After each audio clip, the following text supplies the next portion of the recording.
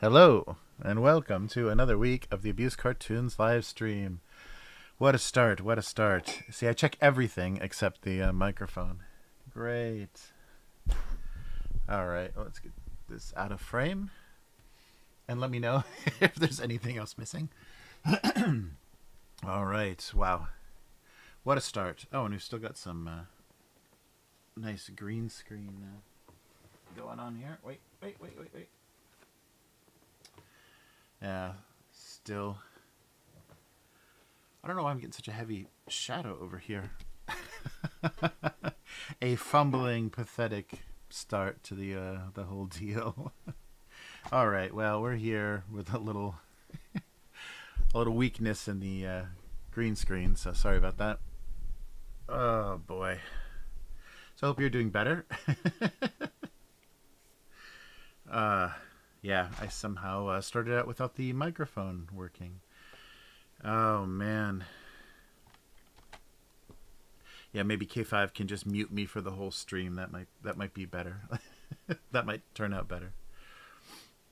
Yeah, I don't know. I didn't change anything with the green screen, but it's not like laying very flat. Strange. Oh well. We'll see what we can do with this messed up configuration. So hope everyone is doing well. We're back again to try to draw some cartoons, and a little bit less of a rushed stream this week, so we can take our time. Nothing crazy. I don't have anything going on for many hours, so we can enjoy just hanging out a little bit. Yeah, sorry, I'm starting late though for everybody in North America, so apologies for that. That might shorten people's nights.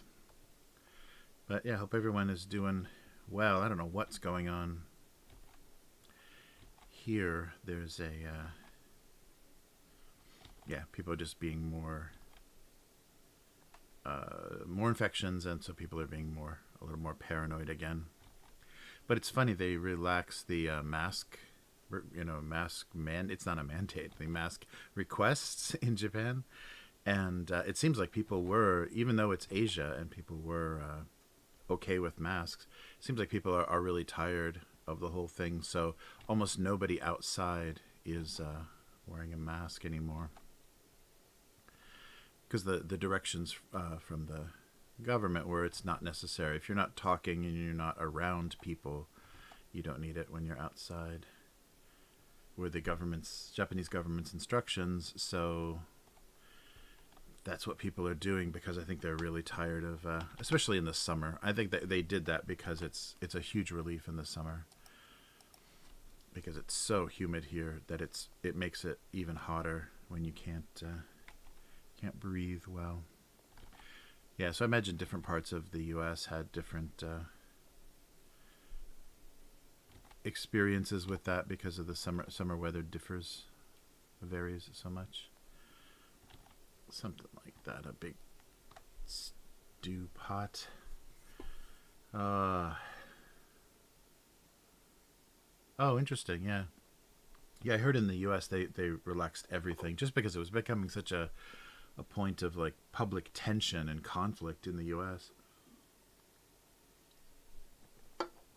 But our neighbors to the north in Canada have kept it, so it makes flying a little dodgy, because I guess if you're flying into Canada on an American plane, you're okay, but if you're leaving Canada on a Canadian plane, you can't take your mask off until you get until you land in the U.S. I don't know. The rules are kind of strange, but yeah, there's nobody's thinking quite the same way, so that's fun.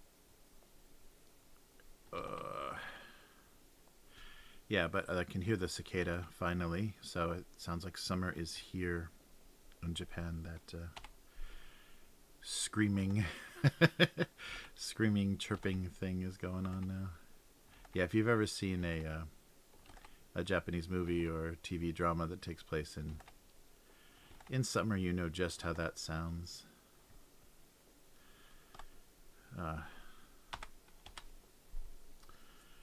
Yeah, so I'm not sure. So, hey K5, hey Unknown Girl. Good to see you. Thanks for hanging in there with my technical difficulties. Things still aren't going all that great, but I'm working on it. I think I need to get some big, because I've got my green screen behind me now over the bookcase. So it's flatter and better than it was before. It's not just hanging like a shower curtain. But I need to get some better clips so I can clip it like tauter, more taut. So there's not the that fold behind me. I don't know what that's exactly. I think just how I have it set up, that's what's causing it. Maybe I should just have books behind me. My goofy nerd library behind me. All right. So I hope everyone is doing well. And you're not getting crazy heat. I guess England now, the UK is getting, so maybe that would be a lot of Europe as well, is getting pretty bad. They're in the 40s Celsius. So we'll see. Yeah, the thing that they're saying here is if you need a new air conditioner in Japan or need repairs, that you're going to be waiting all summer because parts there's a parts shortage and an inventory shortage for the installed air conditioning, and they don't have enough people to deal with the orders they already have. So it's going to be a sweaty summer for some people if you're choosing this as the year to replace your air conditioning unit. So there's no, I guess there is, but it's only a newer construction and probably larger, more expensive construction, central air. Even in most newer houses, they do it more Japanese style, where they won't, because the utilities are so expensive. So in the US, you have like air conditioned closets, air conditioned garages, and all kinds of places that when you have central air get air conditioning. In Japan, the utilities are so expensive that you could never, there's nobody that could afford that. So they bigger. So they just do it in the wall, like it's installed, but it's local to each room. There's an in-wall unit in each room. And they're nice and efficient and small. You basically need just electrical and then a vent, some way to go out to connect to the whatever that is, the condenser, whatever they call the larger unit outside. And so they're really easy to install in just about any room you want, and then it doesn't require heavy construction, but that means it's only going to be able to take care of that room that it's in. And sometimes if it's a large room, you'll need multiple units. So that's what they have a shortage of, is those long in the wall units. I'm sure there's some portable stuff still around, but those are very very inefficient and produce a lot of water. Hey, Yum. Oh, a water balloon. Yeah, I think I do have a in the archive there was an old water balloon, but I can try another one. Yeah, I remember having a water balloon, and maybe it was like contemplating what it was full of or something. I forget what the joke was. But yeah, that's fun. That's a fun coloring thing too, because you can play around with the being able to see the water. Water. That's a giveaway word from what part of the U.S. you're from. The word water. The closer you are to the East Coast, the more you say worder. The water. Yeah, that's when everyone's regional accents come out. And I'm afraid, I think the air conditioning in this room, because I'm on the first floor and there's one on the second floor, I think that when it was installed, it was all done at the same time. I think the idiots connected the drain pipe, and I think I'm getting water from the upstairs and the downstairs and mine at the same time because the this AC down here is very juicy. It creates a heck of a lot of condensation. So either it's blocked, either its drain is blocked, or there's some backup from upstairs. So fun. So it's, yeah, there's a lot of extra water to deal with.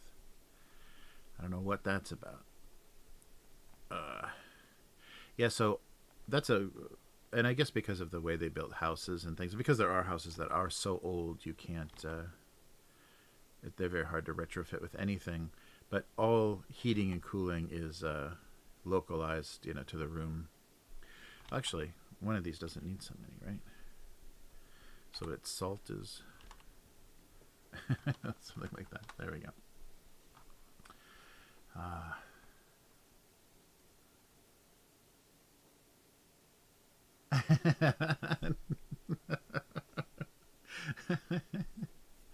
Nice. Juicy. Yeah, nice. Yeah, bite off the little mini water balloon that gets caught on the knot. Nice. Yeah. Yeah, water balloons are fun, especially surprise water balloons. Lobbing them off of a apartment balcony or whatever is a good time, as long as it's only water. Don't get cute. And I like if you're having a fight with water balloons, I like trying to break the water balloon in the person's hand or over their head, like grab their arm and try to break it over their head before they can throw it. All kinds of fun. All right. Let's try some balloons. That's a nice, satisfying shape. Meh. Something like that.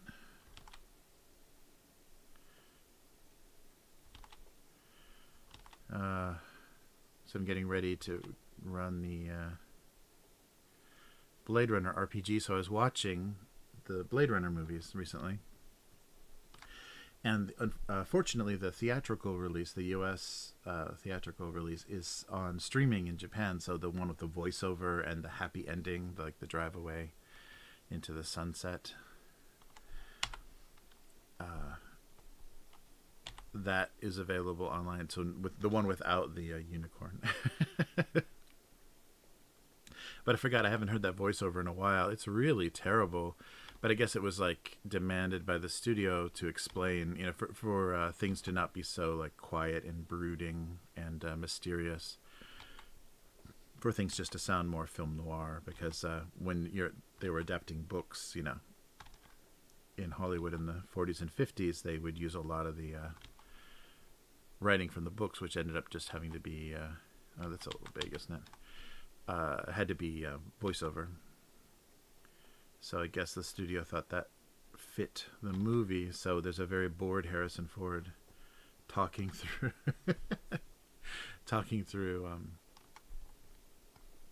Blade Runner, and I hadn't listened to that in a while. But the thing that I realized is the same writer wrote the screenplay for the first Blade Runner, and then 30 years later the second one. I guess it was a collaboration on the second one. I'm not sure on the first. But the funny thing about it is, I think he was the way that it was written, I think he's actually responding to the fact that Ridley Scott changed his mind, and about the question of whether Deckard was a replicant or not. And I guess he always wanted to suggest, because he's even in the book that he questions his humanity, but I think they wanted to play around with that idea. And if you haven't seen the movie, it's really odd and unsatisfying. But it makes sense because your main character is the replicant. It's a more advanced version from the first movie, but he is a replicant, so he's kind of an unreliable protagonist in a weird way, because they can have memories installed, and he knows anything he dreams of or any of his memories as a kid aren't real because he was never a kid. He knows what he is. But I think the writer was kind of the motivator, or like the initial inspiration for this movie is, I'll show you why you can't have a main character be a replicant, because it's not interesting. And he kind of took the challenge to make a movie interesting with a kind of fake human as a protagonist, because you spend all your time with this character, and it like has this it subverts and kind of like undermines the idea of this heroic chosen one, because there is the idea of like a chosen one, of like a special person. One of the people in the movie is special, and the protagonist thinks it's him, and there's kind of a rug pull moment. And I had the feeling, like, after watching it, I don't know how many times I've seen it, but after watching it now, I got the feeling that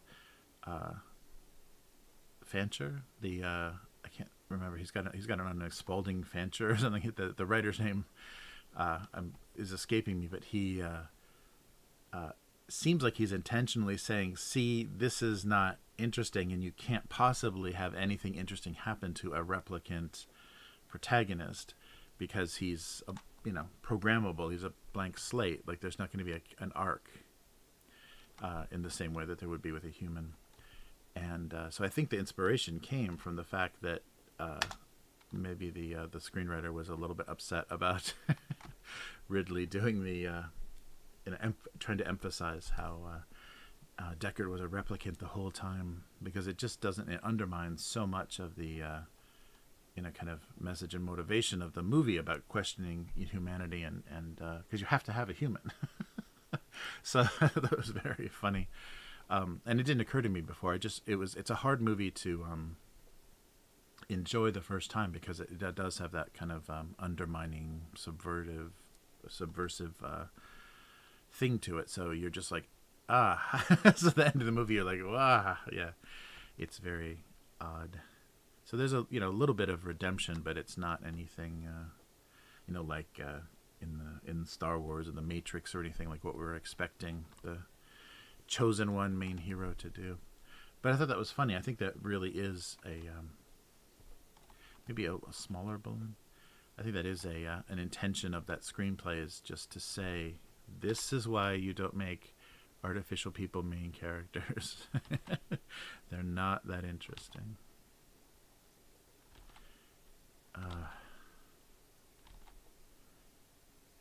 And I guess in other science fiction, that's not true. They've been able to like Ghost in the Shell. I'm thinking of like the anime, and even the Japanese manga, Ghost in the Shell. That's a very interesting character.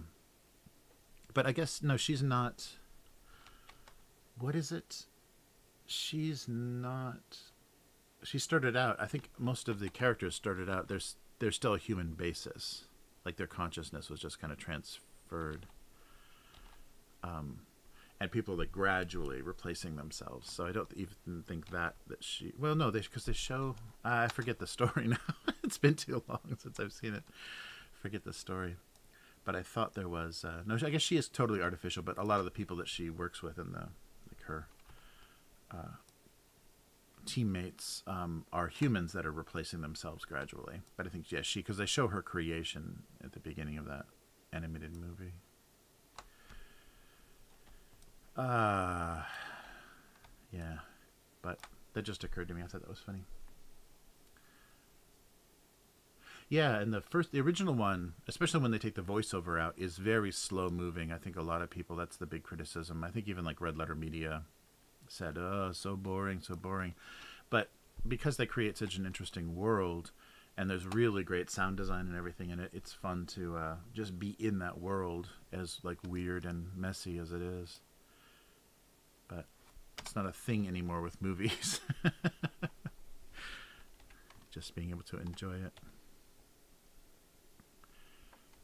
Enjoy the artistry of it.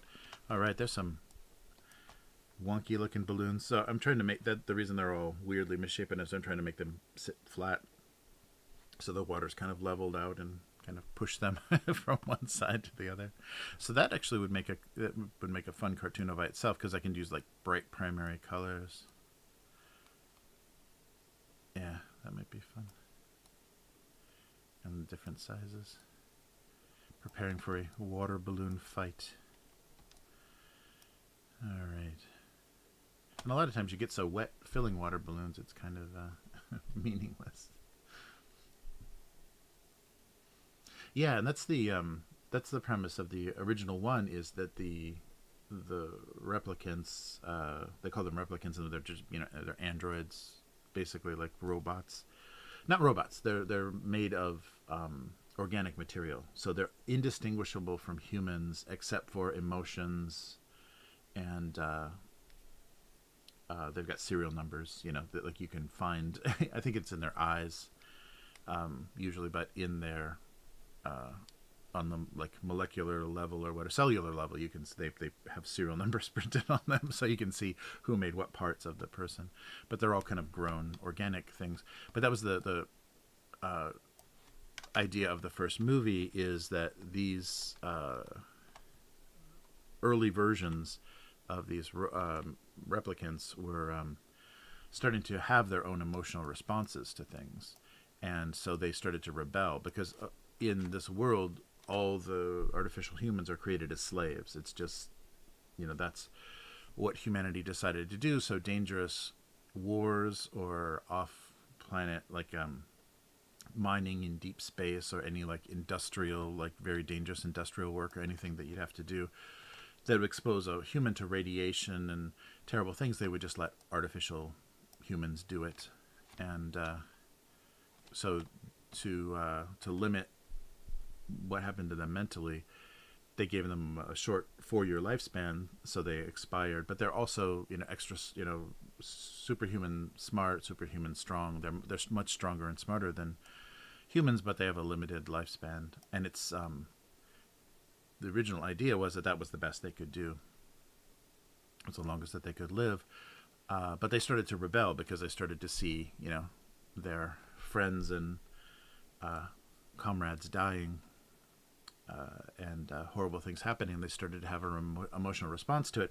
And the way that they dealt with somebody, a brain similar to a human brain, or actually smarter than a human brain, being born as an adult, was they implanted false memories. So you have memories of being a child, and memories of your parents, and memories of growing up. And supposedly that worked as a cushion, so that you didn't just go insane because you lost all sense of who you were and where you were and what, what's going on. So they implanted these false memories. But then a lot of the replicants shared memories, and so that was the kind of the gag. And photos were very important to replicants, because they were proof of that their memories were real.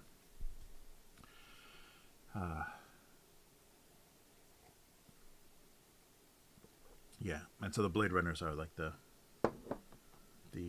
exterminators, or like the police and exterminators, or like a special department of the police, to eliminate replicants that went rogue. And then it just became eliminate all replicants. And then in the later movie,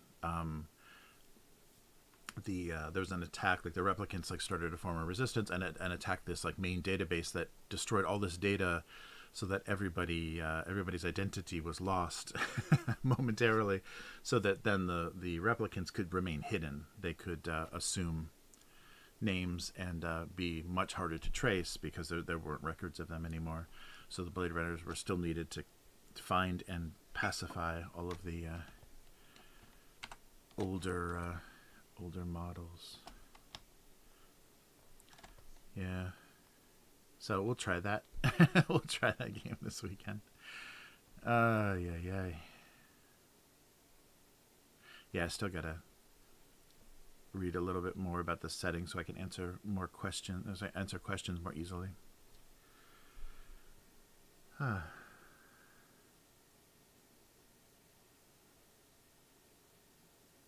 Oh yeah, Detroit. Yeah. I've watched a playthrough of just like the first level of or no, first couple of levels. Yeah, I don't like what was it, David Cage's games. They early on I tried to, like, Indigo Prophecy. I think I played that one most of the way through, and that got a little goofy. But I started to own the David Bowie one too, the Omicron or whatever it's called. The later ones, like the one with the origami crane or whatever it was, where you lose your son. That got really annoying. There were some levels like the crawling through the glass or whatever, and the following the balloon and losing your son at the very beginning. Some of those scenes got a little weird. But yeah, I never played Detroit Become Human. But yeah, they did that same thing where the androids were discriminated against, and there was violence against them, and they were abused. Like people bought them just to abuse them. Omicron, yes. The David Bowie variant.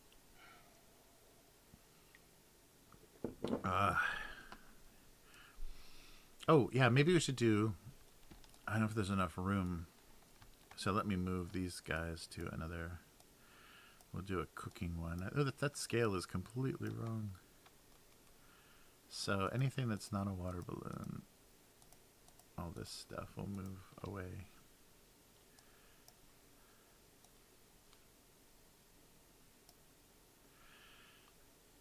And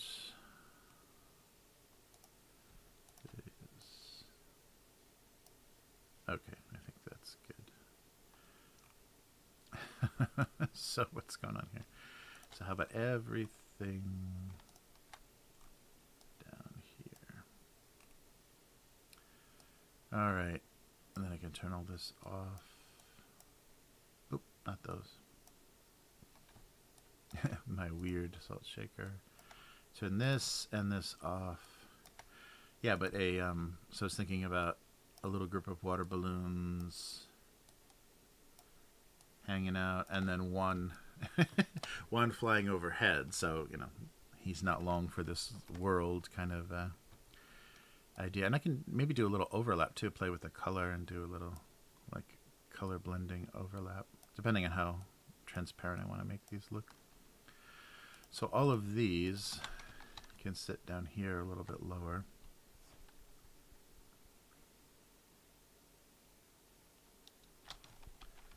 Oh. Before I resize them. Photoshop, knock it off. Oh, what was the ending? What was it? Because I've seen a lot of playthroughs of a lot of the different scenes, like, and it keeps like switching characters, right? Like you have there's like a police detective, and then like a young woman or female robot that was used as like a babysitter nanny. I remember some of the characters and scenes. What was the ending? What was like the big? Was there some robot rebellion or something? Because I know there's some scenes like some rioting kind of violent scenes. And didn't some of the characters then connect? Like you played different characters and storylines, and then they started to connect. Oh, okay. Ah, I see. Yes, the Origami Killer. That's right. In what was that one called? That's not. What was that one called?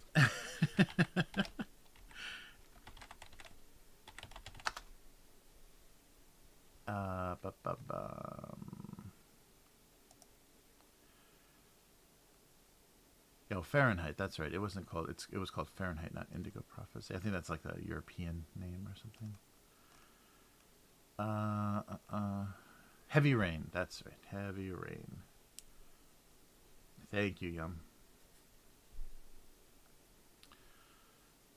Yeah, I've only played Omicron, Fahrenheit, and Heavy Rain, not to the end.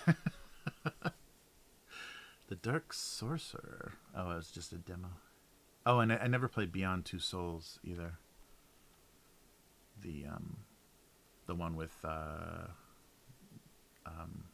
yes, I'm not even gonna try to dead name anybody. I can't think of either of their names, so I won't. But yeah, there's famous actors face scanned in that one.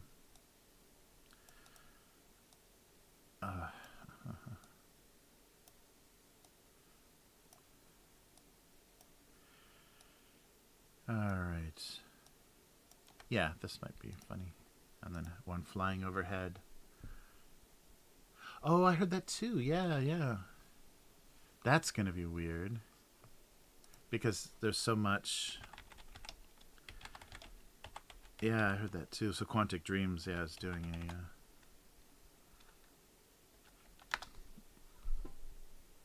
Yeah, an unannounced. That's gonna be bizarre. Star Wars Eclipse. Yeah, that might just be a working title. Yeah, crazy. I can't imagine a David Cage Star Wars game.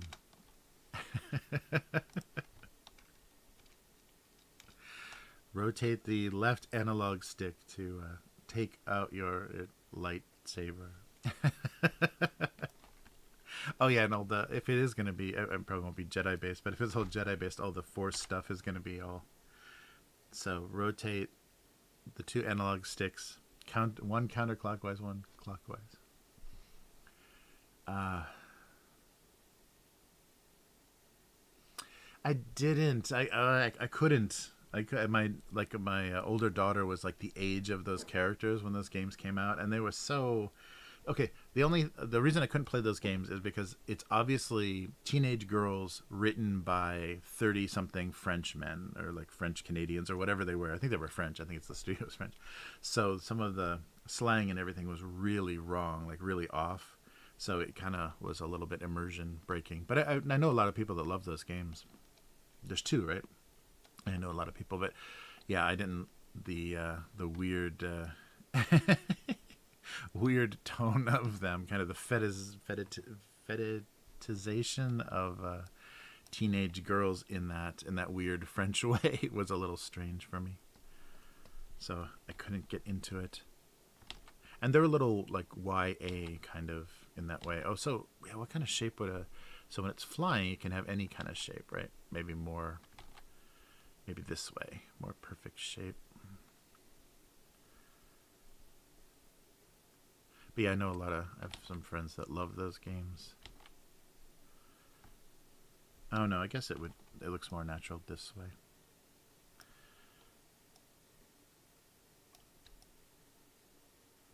I may be a little long. I'll do some motion blur or something. There we go. It's like it's like Fury Road. Witness me. The water balloon careening to his death.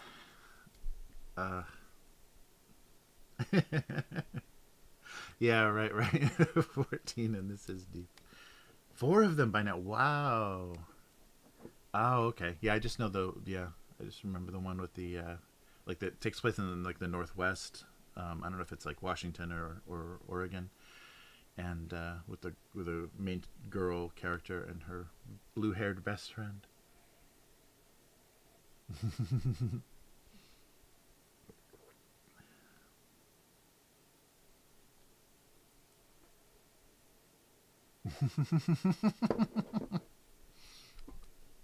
Yeah, I think I get enough satisfaction with a lot of new games with playthroughs that yeah, you're right. When you see that like $70 price tag or whatever for the new game, you're just like, is there's something I really care about that much. So the last day one release game I bought and was punished for incredibly was Cyberpunk 2077. But I got all the way through it on a base model PS4. So yeah, I want to try to do that again.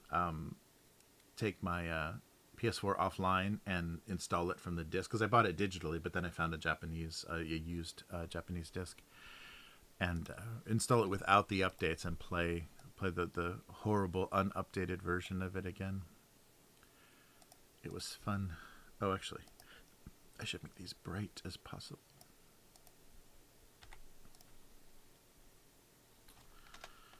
But yeah, there's going to be that anime series on Netflix based on that, and there's a board game that was just kickstarted for Cyberpunk 2077, like that exact setting. So they're still at it, promoting that property. And I guess there's DLC coming.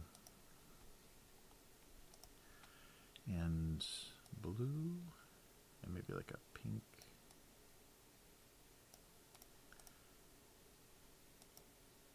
Definitely a yeah, like a yellow and a bright pink maybe.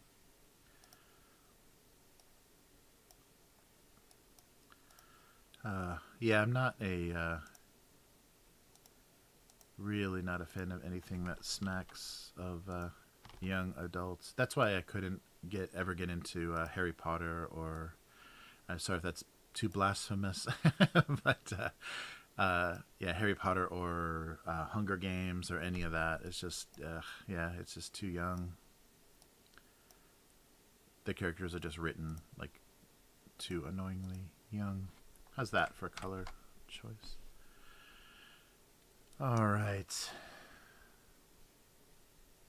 Yeah, but I'm sure if I was that age, I'm sure if I was like tween or young teen, I'm sure those stories would have been much more, would have resonated a lot more. But yeah, hard to hard to get into. So should I just do a grayscale or I guess I'll just do it blue and then I can take the color out if I need to.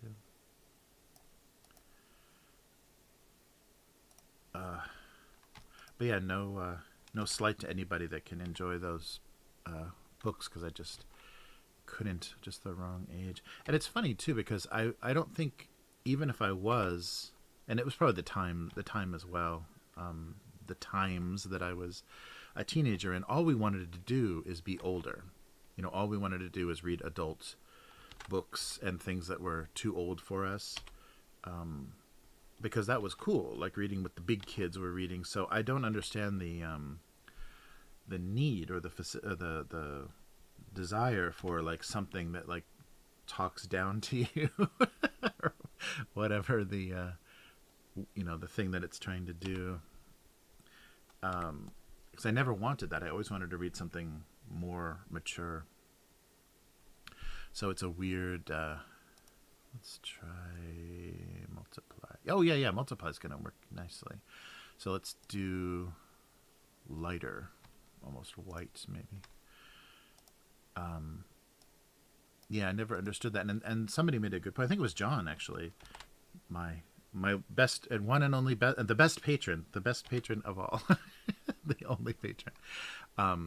That said it's almost its own. It's like it's a genre unto itself because it isn't like you know, you can enjoy it not being that age. So it's got this its own aesthetics and everything that it's doing that is very different from let's try the oops, not so strong. Is that just because there's a hole? Yeah, that's just because there's a hole. But I think that's true. So if you can enjoy that aesthetic, I just cannot. And oh, actually, this would be like more turbulent, wouldn't it? What's going on here? Yeah, so like the water would be like rippling. Come on.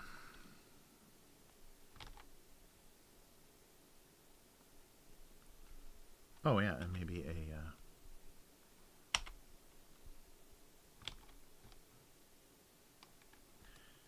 Maybe like this yellow splashing around. There we go. All right. And then when I do, oh, maybe not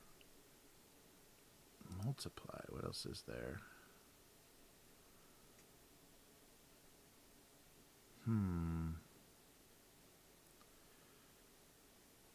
So that color is it? What is that? Hard light and then bring it down. That's yeah. I think multiply is the best. It just doesn't give me much. Okay, let's double it. Okay, yeah, something like that. Yeah, yeah. Make it a little darker. Yeah, like that. Does that work? So it's kind of maybe one more. Oh, not quite one more. Oh, wait. I've got these all at 60. That's why. Let's just take one up to 100. So I can't tell. So from your eye, better one, better two, like an eye test. Oh yeah, you almost can't see. Yeah, that's weird. On the stream, so on my monitor, the lighter top of the water is very defined and very readable, but it looks like on the stream you can't see it very well. Yeah. No, it's fun. It's fun to try. So maybe not as dark. Yeah, it's not. At least on the when I'm looking at it on the stream, it's kind of hard to see. No, it'll be okay. Yeah, it's okay. We'll go with that. And then we'll try to do some shadow and light. Yeah. They'll just be bags of bags of water. All right. Oh, and maybe here too. Whoa.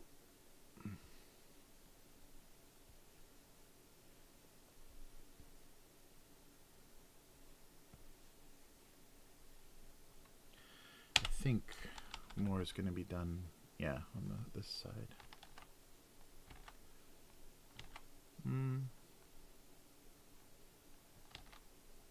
Yeah, I'm getting, yeah, it's kind of like weird striations. I probably want to just do like this, you know, like that might be more balloon-like.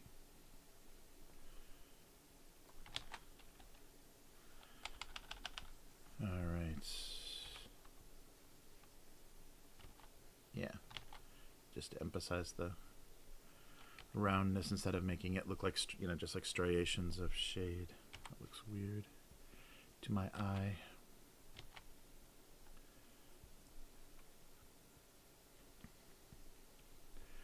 And then, yeah, that red isn't doing anything. And then we'll do these guys. Now they're nice and juicy looking. Oh, that must be the word for today. All right, and I just figured out that I can pop from the YouTube chat. I can actually pop that out so I can actually see it more easily. Amazing! I just figured out all these things.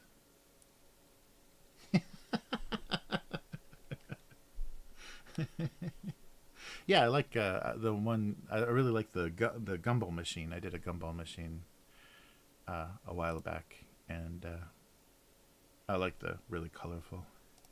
Yeah, it was good. That was good inspiration. Good inspiration.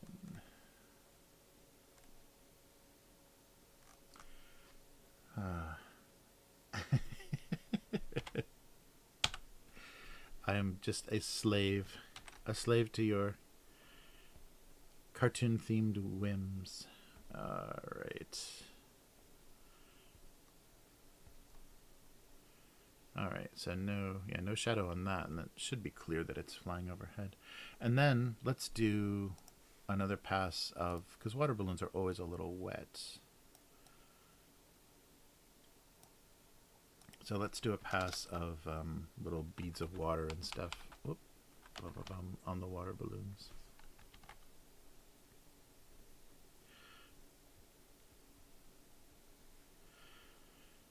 So that they look like, and maybe, you know, they're also sweating over the fate of their, yeah, this will look a little different on every balloon. And then maybe a few flying droplets. Oh, it's got to kind of conform to the shape better.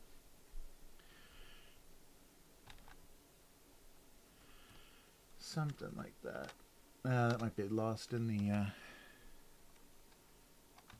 JPEG, but looks nice for now. Maybe one more up here. Kind of like exhaust from a rocket. There we go. Yeah, then I don't have to do motion blur. Just those little drops should be enough to suggest what's going on. And then maybe some water pools.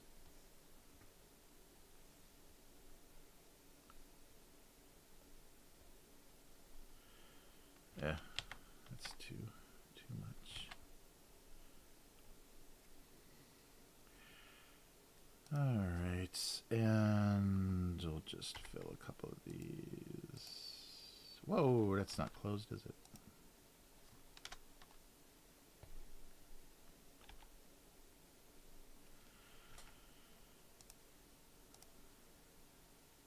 And then just, there we go.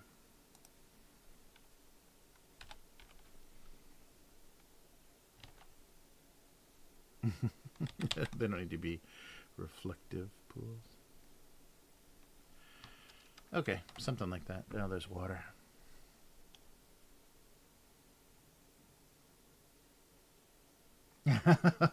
Oh, yeah. Yeah, like just the little, like, torn little, yeah, the little knot. Well, that's what we're going to see soon.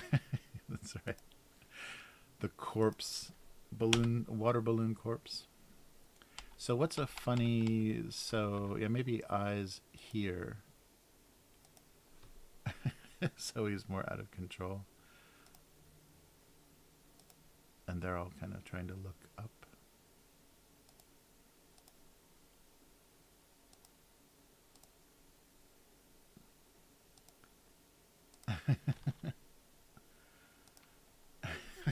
Something like that. Yeah, very colorful.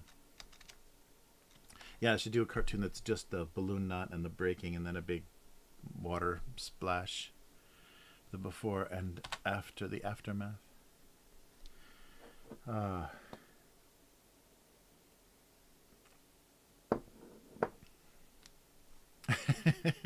be kind of morbid though, in the way that this is composed. If there was just a little corpse laying on the side over here, that might be a little morbid looking. Although, yeah, it is like a water balloon fight, so yeah, that works. I think composition wise that works pretty good. Let's move everything up a little bit. There we go.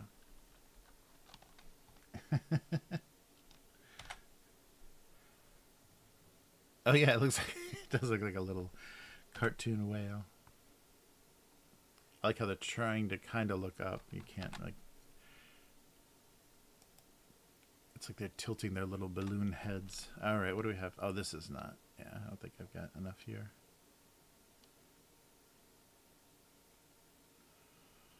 All right. Yeah, this pot is kind of, the salt and pepper clumsy.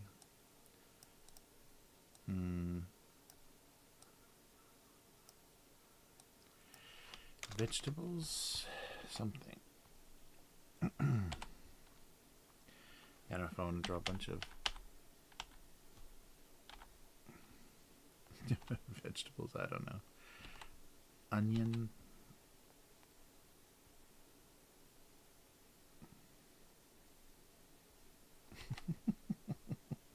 I don't think that's going to go very far.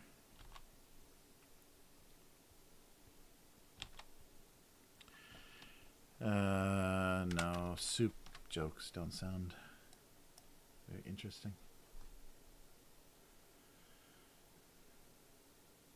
Nice. Yeah, that's true.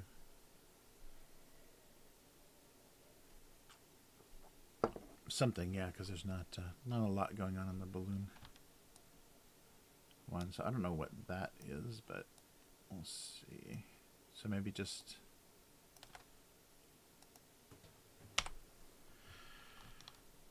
pots and pans.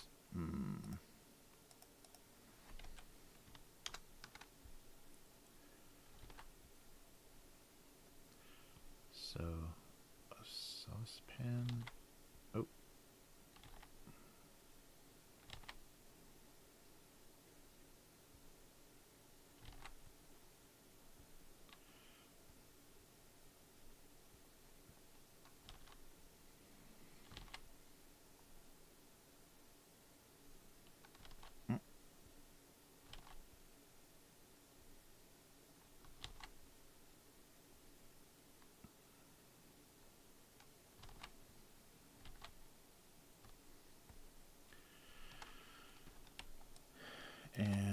I don't think we need whatever that is.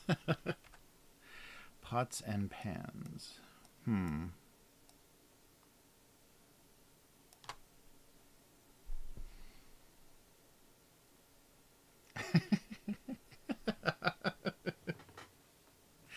I have no idea. It happens. It happens.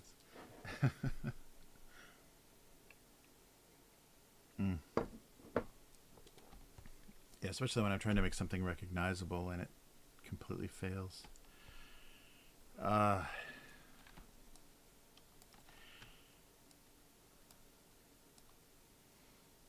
right. Oof. Oh, this is really bad, yeah.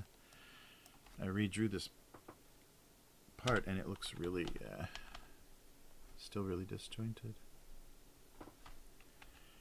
Yikes.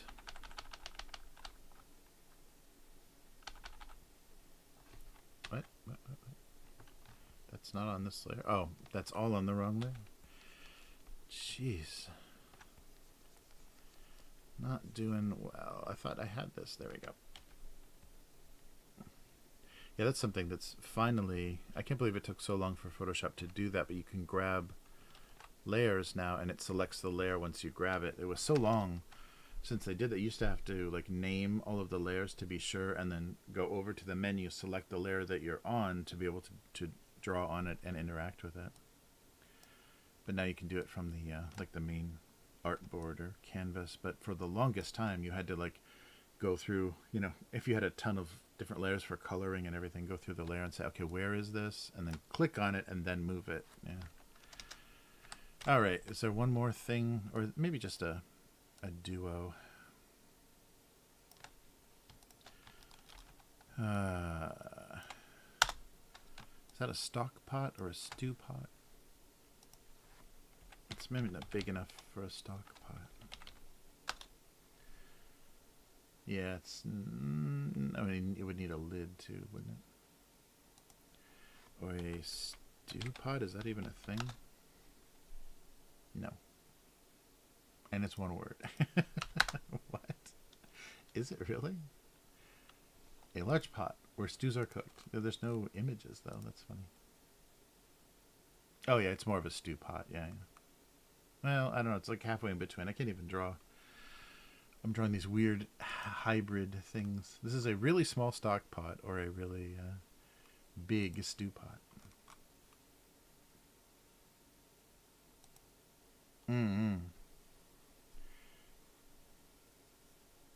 Yeah, that's it.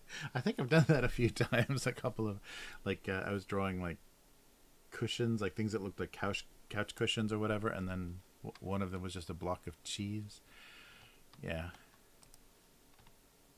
Yeah, that might be really fun to you know, some vague idea of what they were supposed to be, or do a multiple choice. That's ripping off an idea, but the joke can just be a multiple choice. This is a...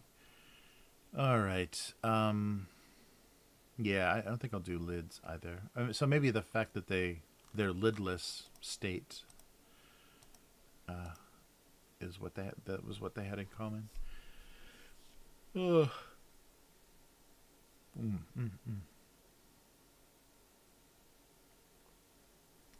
Something like that. All right, let's put some color on these. So should I do a... Yeah, maybe a pot with some color on it would be more interesting. So I'll do this one like a red, so that we don't have too much of one color. And then metal.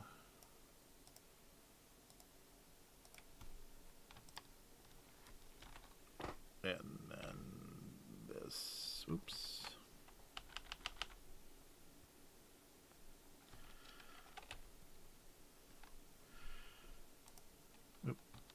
Come on. Or maybe just a little darker, so some variation.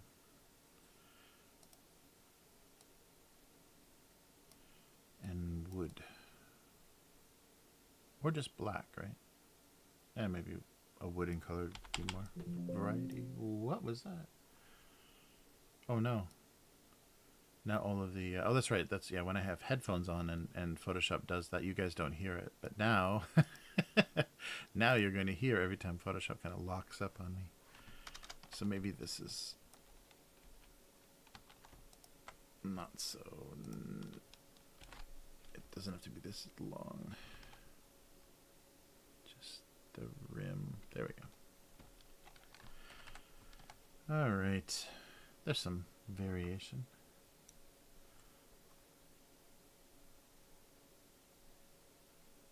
Oh yeah, yeah. I just saw there was somebody that made a simple kind of AI dungeon thing, which was like a choose your own adventure game that used AI to write itself, and they added a 2D image, like a pixel art generator. So I guess I don't know where it collected images from. It was fed some sort of images, and a lot of them look like medieval, medieval tapestries and like the illustrations, like the margin illustrations and things on uh, yeah, medieval books, pages of books, manuscripts or things, and but it generated like things that kind of looked like the story that it was telling you. It was pretty crazy, but the thing itself, it only lets you do like 10 commands in the game, so it's kind of like a old school text adventure game. But it was fantasy based, and then it was AI generated. Plus, it had illustrations that were generated as well. But you could only do 10 moves before you like had to watch an ad or something. So someone was trying to monetize it before it was even proven technology. I think you could sign up for like a free account or something to get for it to work a little bit better. But yeah, I was really amazed. The AI image generation, that's going to put a lot of people out of business when you can just produce like spot illustrations for magazines and things can just be done in AI AI generation now. And if you set it up right, you're not going to be violating anyone's copyright, so you can just steal inspiration from Google Images, and no one was gonna copyright strike you. Yeah, it's very odd where things are going.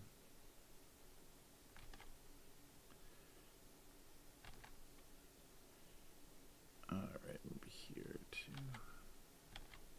That always looks a little more metallic to me, or like shinier when you put a highlight in the shadow. All right, a couple of empty pots, or a pot in a pan.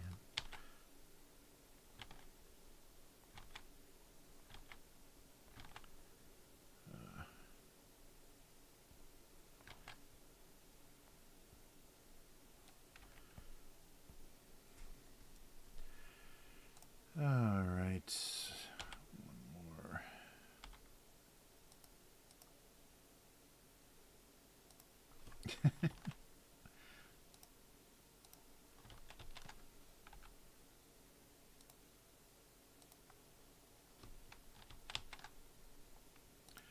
So they're looking, I might have to change this depending on where the joke goes. Come on. The problem is I can't see on the gray, I can't see my cursor very well. Maybe a little more like that. There we go. That was a tough one.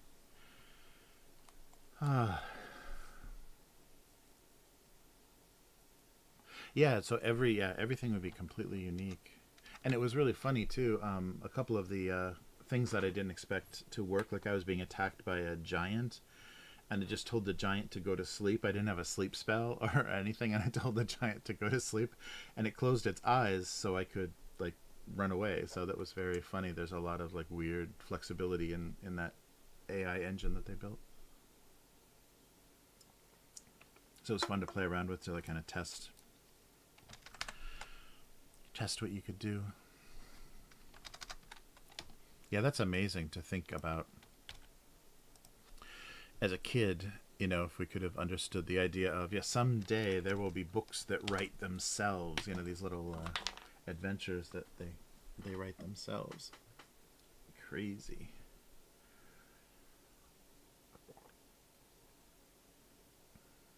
Oh, damn. Yeah, no, the so sorry. That's right. On Friday I was there. Yeah, no, it's at my it's actually at the studio. So yeah, I don't have the I will bring it. I will, oh, god damn. Yeah, that's right. I totally forgot about that.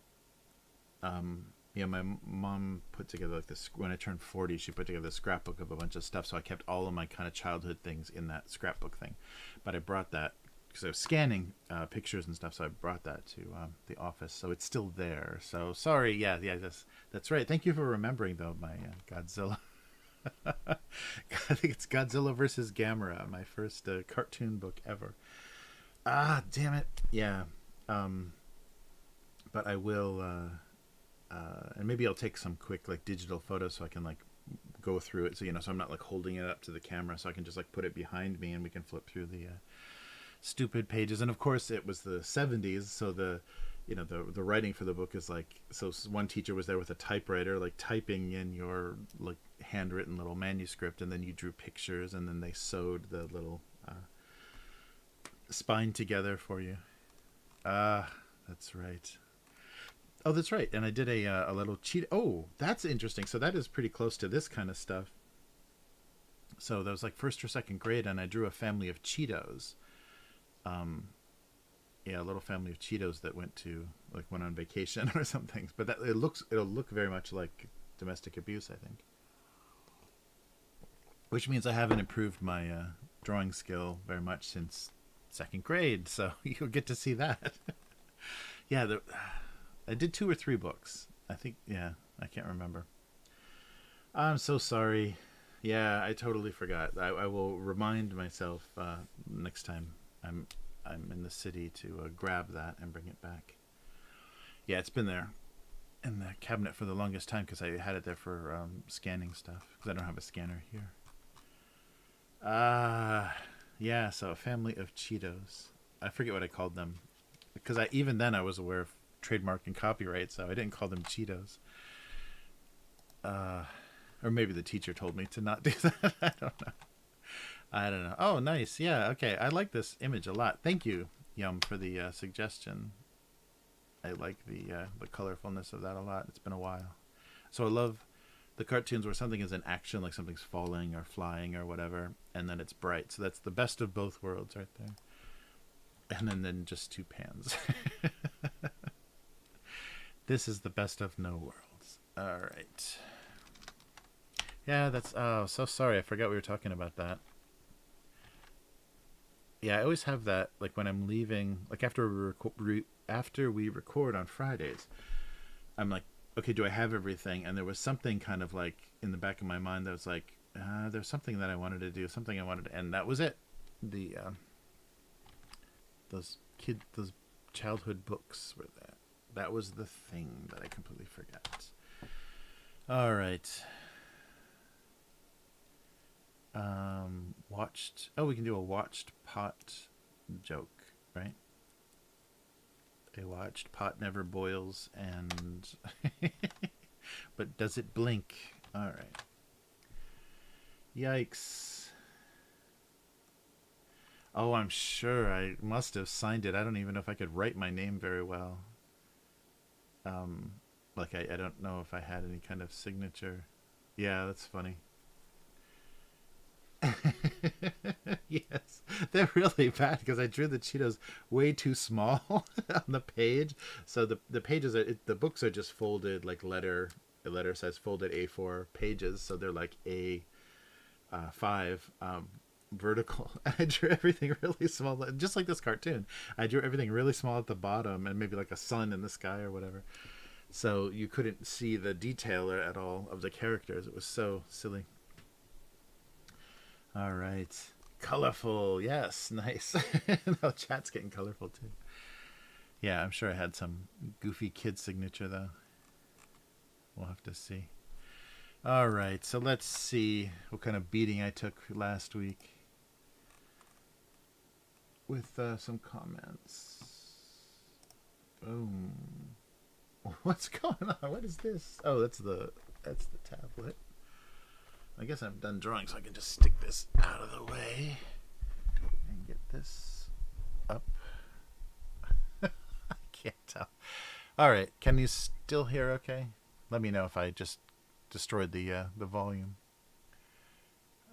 It's just all right. I should probably put it maybe off screen below. There's probably more room down here. Yep. All right, so I don't think this just went out today. Yeah, not yet. So nothing. Oh, let's refresh and just to make sure. Nope, nothing yet. So we'll come back to July 19th. Oh, and I gotta make this picture, this JPEG for Yum. His potency did not diminish with age. All right, got some likes. He only gets better and stronger, more effective after the third X. Nice. Oh, I'm not trying to reply. I'm trying to see comments. The third generation of X's. Nice. Oh, yeah. I wonder what that... Because that was a cartoon thing.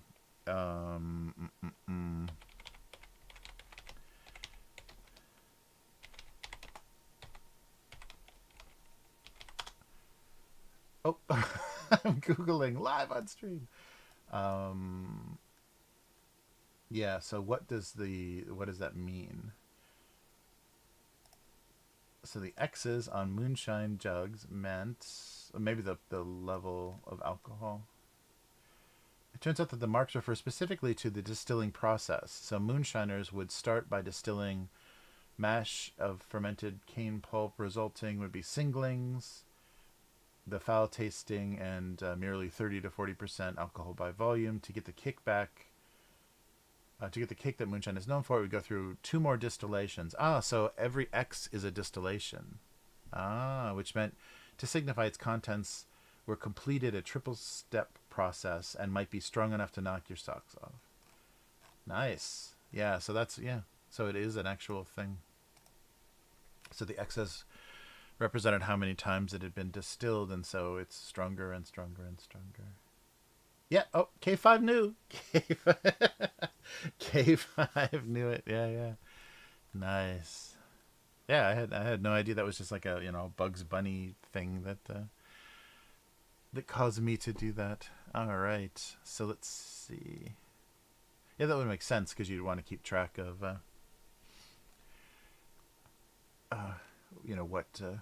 what step it was at in case you're going to run it through again. So there's a big difference between being family-sized and family-friendly. Ooh, lots of... Guess what sizes sold at Costco? By the time you get to the bottom, they're outdated. Yeah, exactly. Everything expires before you can use it when you buy it in bulk. Guess what sizes sold at Costco?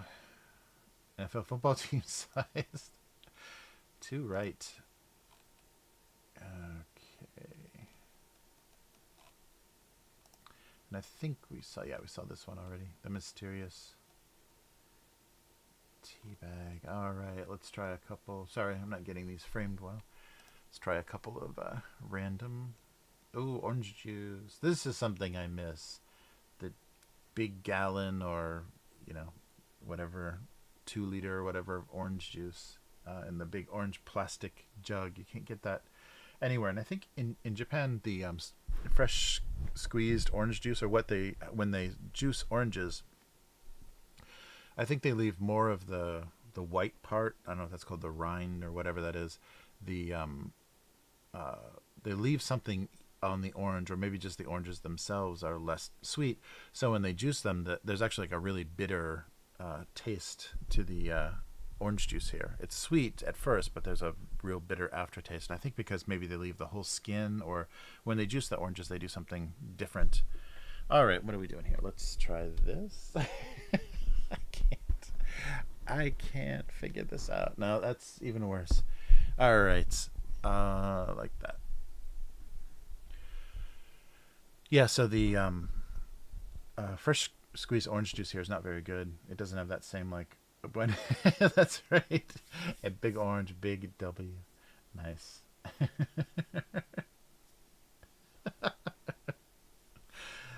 uh,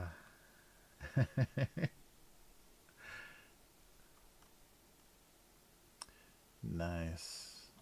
All right.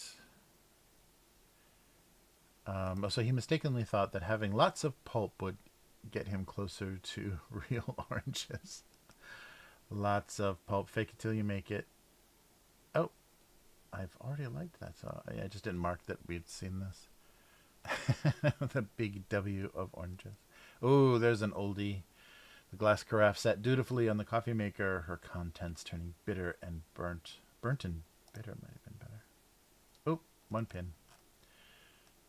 All right. Unruly microphone. There we go. I got to draw this stupid microphone, not staying off camera and close enough to pick up my voice. Oh, here's another. It's a weird teddy bear. After losing his button nose and googly eyes, he felt his teddy bearness was in danger. He's just a furry lump. I have to add that to my notebook. There's some clothes. Some of the older t-shirts insisted that they were just thicker and better quality, not simply fat. All right. Is that the little pink sock from Mutts? Nice. I must be a little pink sock in the Mutts strip. Nice. Yeah, I just drew a pink sock. All right. And summer. Oh, that's weird. Did it suddenly get smaller? Or is that just me? Oh, I hope I didn't change my scale. Summer was the rare season of melon-based hydration. We've already here. Yeah, it's weird. Maybe just a smaller one. Unruly Mike. After losing his perfect mate, his options just got strange. Oh, cupcakes came in that little double. Yeah, it's the snowball, the coconut, the pink coconut snowball, and the Twinkie. Okay, that's funny. So Jules, for him, has been reading this cartoon forever, and then nothing was funny until now. So from 2003 until 2011, Jules didn't even crack a smile. That's good.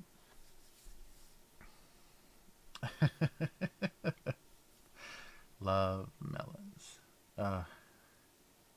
Yeah, there's the whole selection of Hostess. Oh, I just saw it on Japanese. I think it's Japanese Amazon. One of the online shopping things you can get, like a big variety pack of Hostess like snack cakes. It's like cupcakes, Twinkies, and something else. I don't know if anyone in Japan would even eat, but that was very nostalgic. I haven't had a Twinkie in a long time. I wonder how they taste. You know, as an adult, I wonder if they're like disgusting or if they still are. I guess I never was a big Twinkie fan. I love the chocolate cupcakes, the Hostess cupcakes with the little like chain link swirl on the top. I love those. They got cream filling in them, and yeah, nice. Can anyone guess the flavor of cotton candy I have? Oh, pay $20. Oh my god. The flavor of cotton candy. What is a weird new flavor? Is it is it something red hot, like a red hot cinnamon?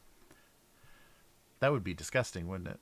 A cotton candy that was actually like a red hot, like that spicy cinnamon. Yes? No? Yes. Yeah, I was just thinking because there's been so many red hots recently. Red hot Cheetos and Mountain Dew and all that good stuff. Nice. Yeah, I've only ever had like pink flavored, or I guess whatever that blue or pink flavor of cotton candy is. I've only ever had the sugar flavor. I don't think there's any flavoring in that. Whatever that flavor is. I've only ever had that. I've not had but I've seen that they make different types, but always the old school stuff. Oh, Dr. Pepper. Oh, nice. Oh, wow. That's pretty cool. Yeah, I can imagine it. Yeah, you could do because it's basically like sugar syrup that they spin that from. Oh, so what does that does it taste like Dr. Pepper when it starts to dissolve? Like because cotton candy kind of melts into goo. That's crazy. Oh, that's cool. Yeah, I wonder how close that is because it's not, it's such a different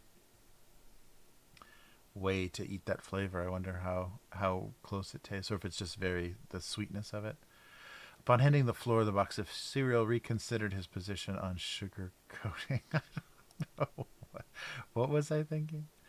Uh, oh, I guess he was nailed. So the implication was he was knocked off the table for saying something not sweetly. Yeah, for saying something too directly.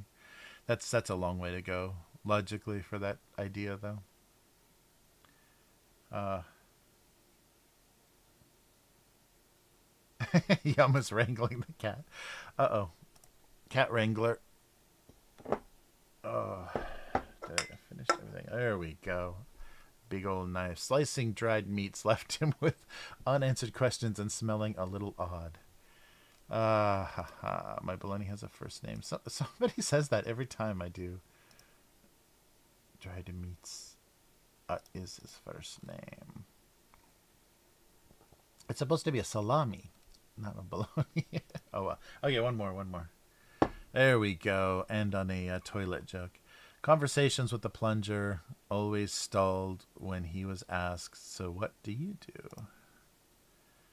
Nice. Yeah, the text looks smaller. I don't know what's going on. Sorry, I'm not framing these very well. The text looks smaller. Oh, only slightly Dr. Pepper. That's funny.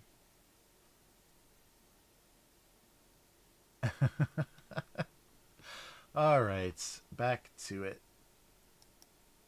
So what's going on here? Okay, I still have a bad green screen. There's a big fold here. That's back. Yeah, I gotta figure out what I did wrong. And I don't need to draw anymore, so I can tip that. Okay. Still hearing me okay? Yeah, I guess I should not mind. Maybe I should just have this in front of my mouth so you guys can hear me well and not mind it being on camera. How about that? Yeah, that's not so. When it's like coming out of nowhere, it looks weird. So maybe the bottom of the screen is better. So no, am I way too loud now? All right.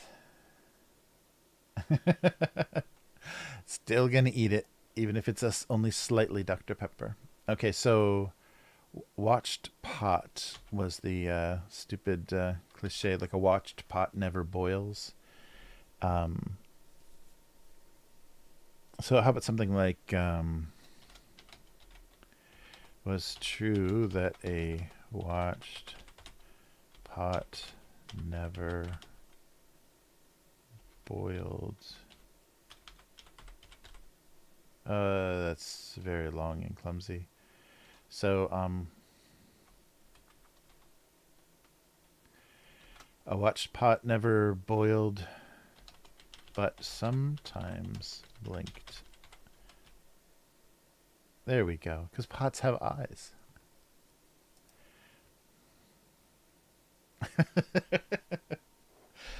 Sure, something like that.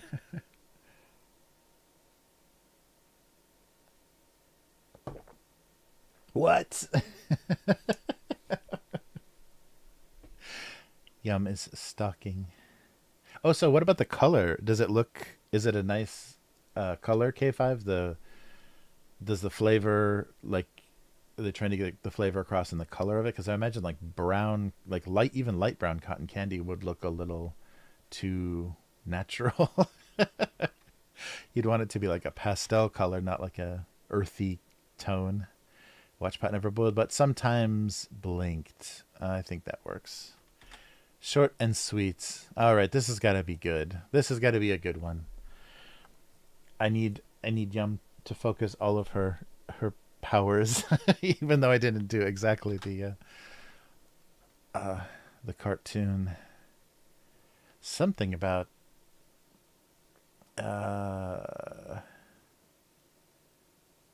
yeah, something about the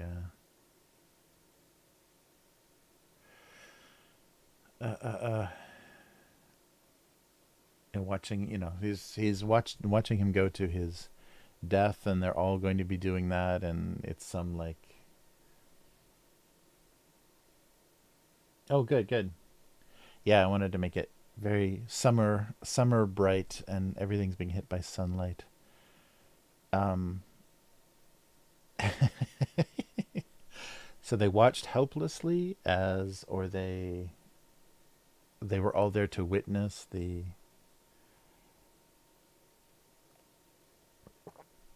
Oh, actually, did I get that wrong? I got that wrong, didn't I? If you threw a water balloon, does the water would be at the front of the balloon, kind of the momentum. It would not be back. It would be forward, because a balloon has no rigidity.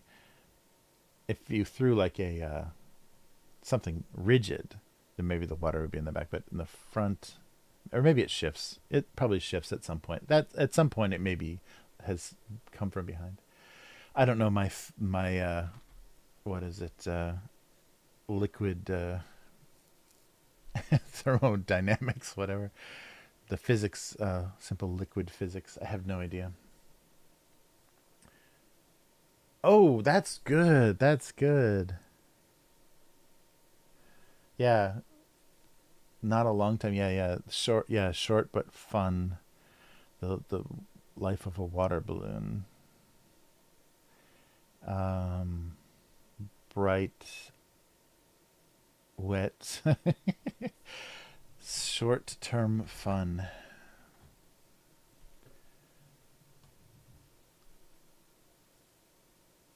Uh, yeah, yeah. So helplessly watching there. I like the maybe emphasizing like the color and the brightness though. So happy.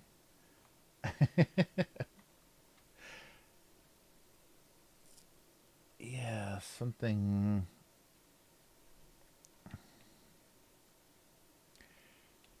Uh, yeah, there's no water balloon variation on.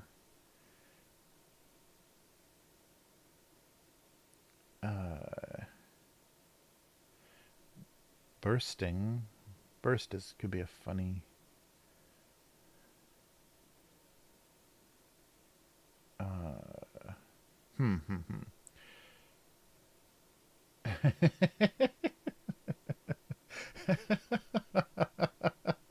Sorry for shouting. Common phrase. Yeah, don't feel. Can't hang with the big brains. They're here for a while, but not for a long time. I like that a lot. The short but sweet, short but wet. Um, bright, colorful, wet, and short.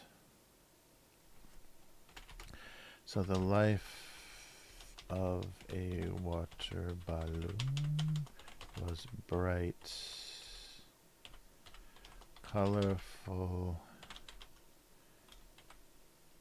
Can I spell wet and short?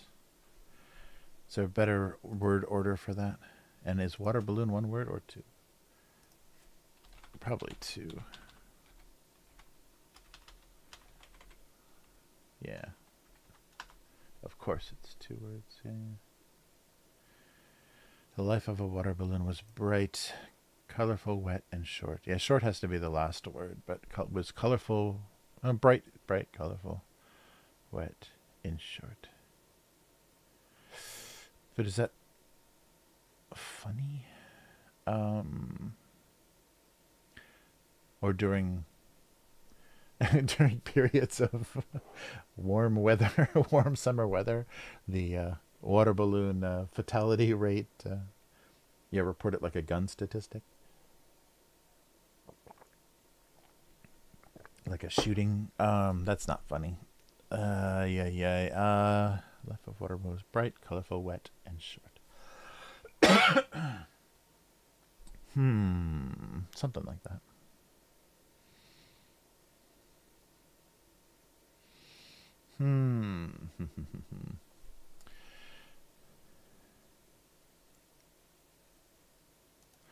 I think it comes across as long as you can understand that that one is like flying through the air and not.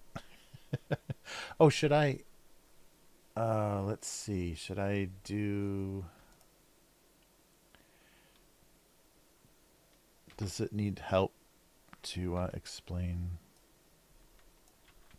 Like, would it actually be casting a little bit of a shadow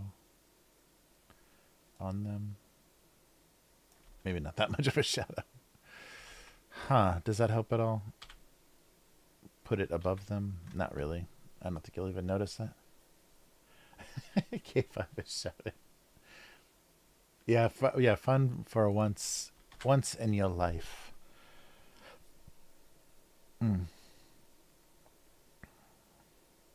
So accidental or intentional. So that's the thing too, is they break accidentally too. So is it better to die? Was it better to die intentionally or accidentally? Yeah. So the eternal water balloon question was it better to die accidentally or intentionally?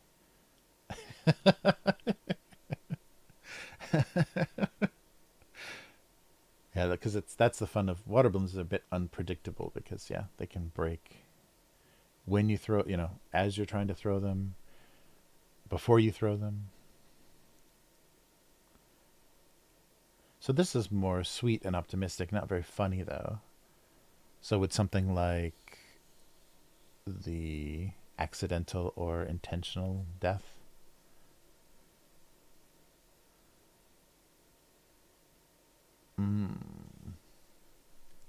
Wet unintentional death. Yes, sneak attack.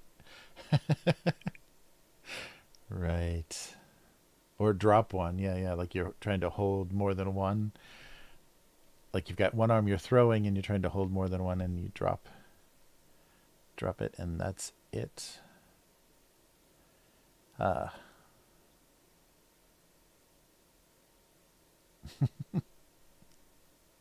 Yeah, if this was animated, it would be really fun to do like little animation loops of them just kind of like slightly, bobbing a little bit with the water, having the water like slightly slosh. And when they looked up, like have them, the water balloon flies by and they look up and they all kind of like wiggle a little bit because of their shifting their heads. That would be really fun to animate.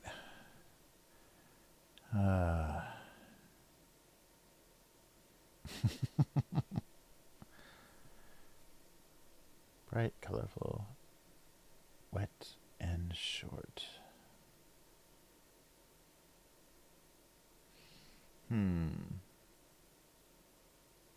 Yeah. There's only a few of these that I ever draw that I can like feel some movement in them. A lot of them are very static. There's not. It's like the something happened before, like the cartoon, the image of the cartoon, but a lot of time the cartoon is just like the static end result of something. But I like it when it's more ongoing action.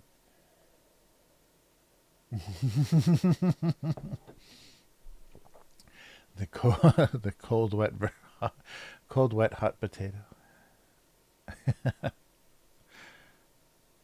All right. Yeah, what's better? So, I guess that. Sorry. The joke is the switch at the end saying short. The joke is it. What's supposed to be funny is that yes, the life was happy, wonderful, colorful, and short. Yeah, the image is so fun. Yeah, I think this works fine for this one. Nowhere else to go with that. Oh, nice. Nice.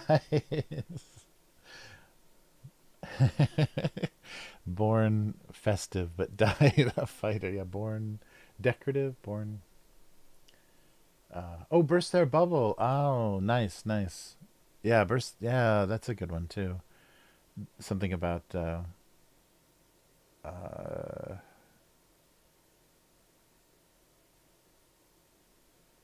yeah, something like do a analogy or a simile. Was that a simile when you use like? So their their hope, the bubble of their hope burst like their like their bodies soon would. It's getting a little weirdly poetic. The life of a water balloon. Uh, Short, wet, instant death. Oh, maybe instant death. That's funnier than short. Bright, short, colorful. Their death or their lives were bright, short, colorful, and their deaths instantaneous. Their deaths were sudden and wet. Oh, so the life of a water balloon was bright and colorful. Their deaths short or wet and instantaneous. I like instantaneous death. That's a funny. That's against like a happy, colorful picture. That's pretty funny. The life of a water balloon was bright and colorful, but their deaths, but their death was wet and instantaneous, instant death, short, wet, instant death. Yeah, I like short, wet, instant death. Oh, so the bright, colorful life of a water balloon always ended in short, wet, instant death. Uh, yeah, that's. I should just put that that fragment underneath. Short, wet, instant death. Um,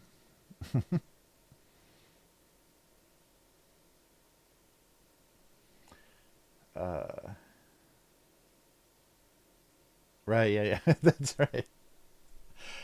Ah, their lives were. Yeah. Yeah, oh yeah, so that one happy moment or something, or one moment of fun is good too. Their entire lives consisted of one, bright, colorful moment of happiness. Uh, yeah, that's true because it is a shame. Like water balloons are kind of a pain in the ass to fill up and tie, and it is so like short and sweet. Yeah, that's the only way I could die. Yeah, nice. Yeah, that's good. That's good. Yeah, I like the only once thing is good. Yeah. So that just the their lives consisted of one short, bright, colorful moment of happiness. The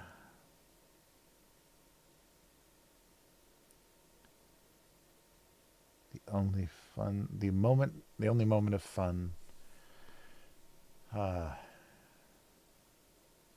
oh yeah, the survivors. That's right. The survivors were watching the last of the fatalities. Oh, that's right. Yeah, or the joke when like you throw a water balloon and if it's not like filled, enough or like almost bursting so that it easily breaks, they can actually just bounce and like land on the concrete and not and still exist. Um, yeah, that might be hard to get across though. But they were they were all the unbroken, the band of unbroken water balloons. All right. Yeah, I like the short. The best time of their life would be their last. Yeah, yes, yes. Okay, so the best, something like that. The best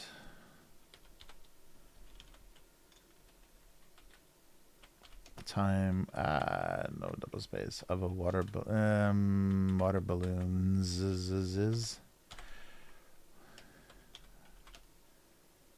was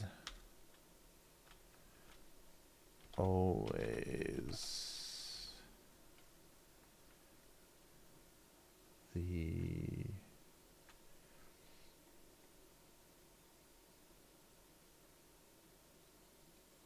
it would be their last. Yeah, maybe life, their life. That you can see that they're water balloons, right? They read as water balloons. The best time of their life would be their last. Is the nicest way to say it, or without saying water balloons is his life. Best time of their life was always their wet something last. Would be their last. I think of their life. Let's try their.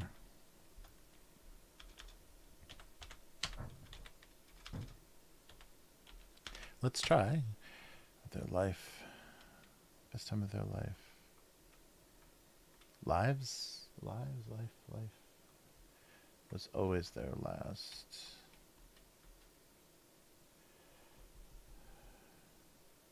Would always be their last.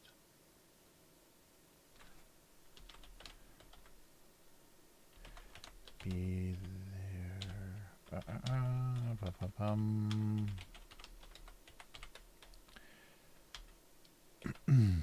Best time of a water. Best time of a water there. The best time of their lives. Best time of their lives.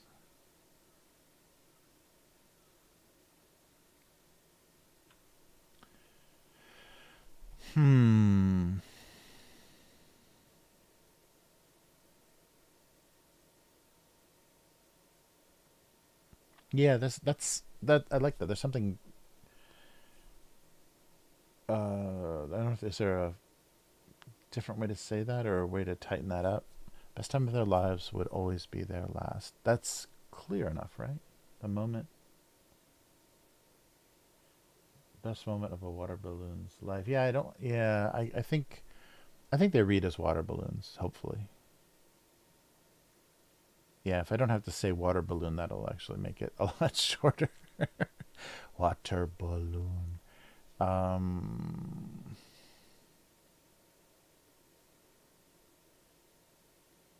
yeah, so they're just sitting around, not doing much, and then they get thrown, and it's exciting, and then they break. So he's having. Oh, so should he be smiling? No, that would get the point across. Though, wait a minute. Let me see how that looks. That might look too weird. If he's, I have to change. No, that might be good. That might be good.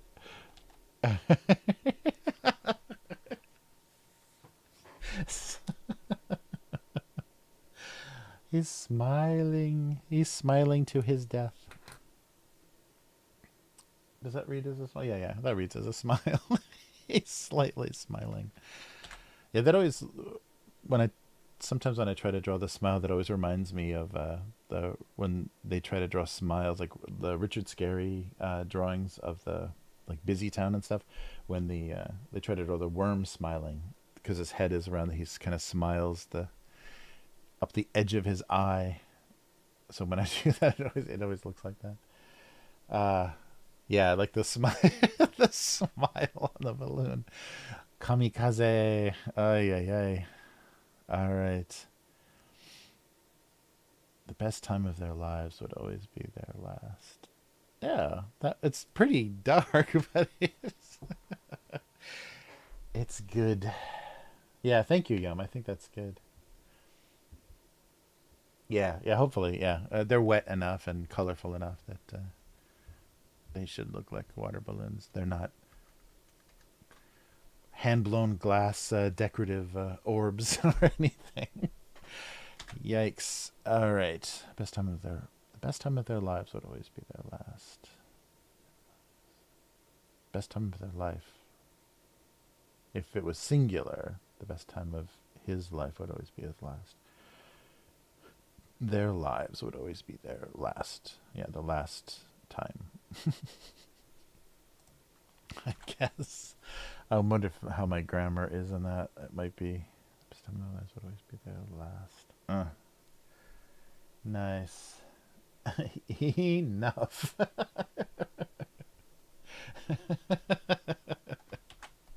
All right, I think that's gonna work. Yeah, I like those water balloons. Much better than I expected. All right. Yeah, thanks for the inspiration. Yeah, that was good. I did do. There is a water balloon joke somewhere, but the balloon is full of like something possibly disgusting, I think. Watch pot never boiled, but sometimes blinked. Haha, blinking pots. The best time of their lives always be their last. Yay! All right, so that is that.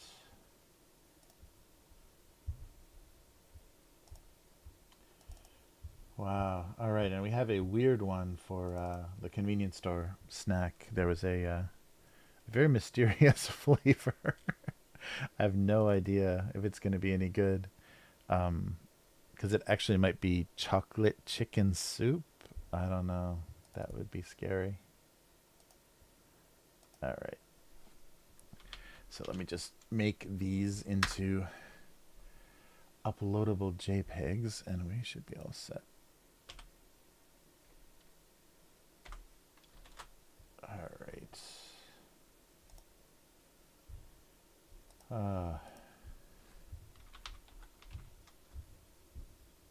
There we go.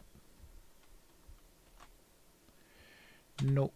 And we'll open the balloon one again. Yay.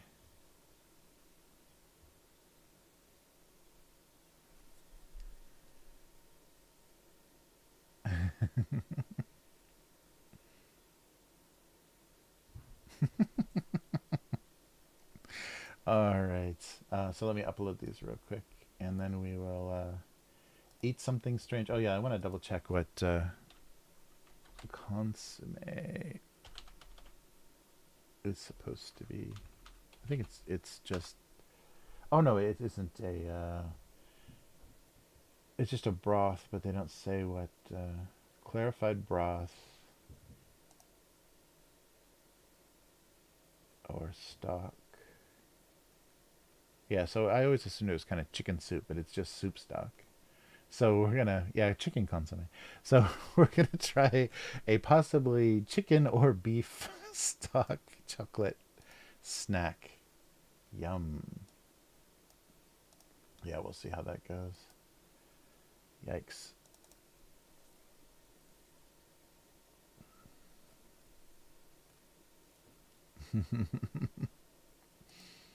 Yes, so Godzilla next week. That's right. I got to do that.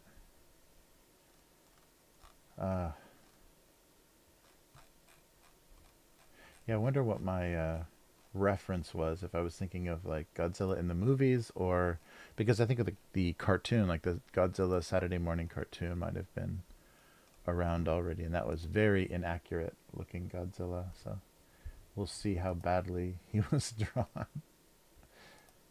All right. Make sure I've got my dates right.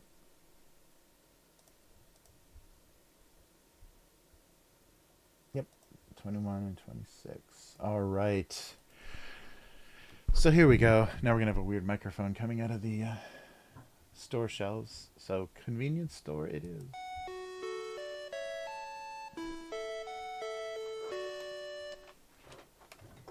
Oh, okay, there we go.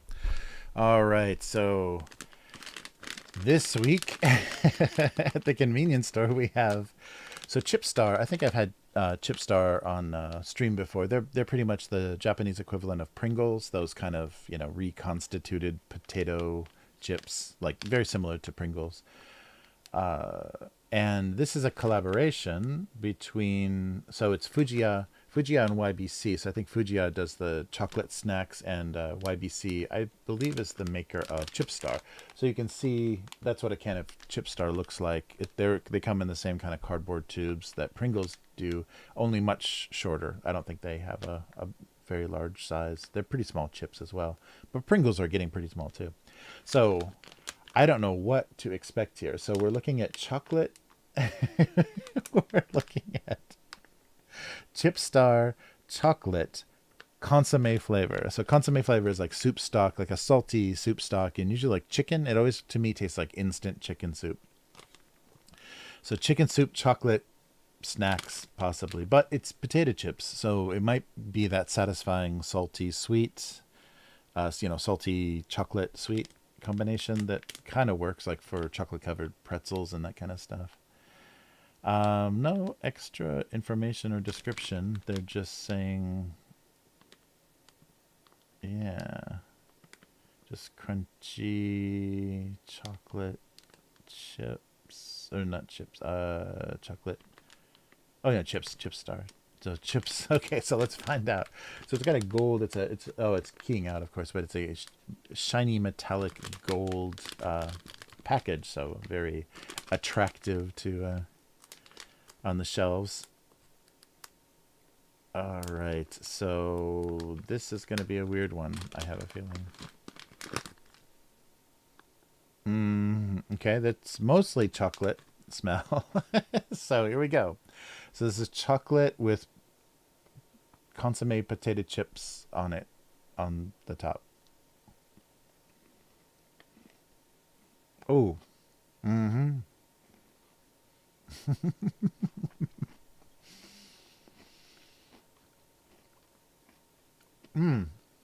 It's okay.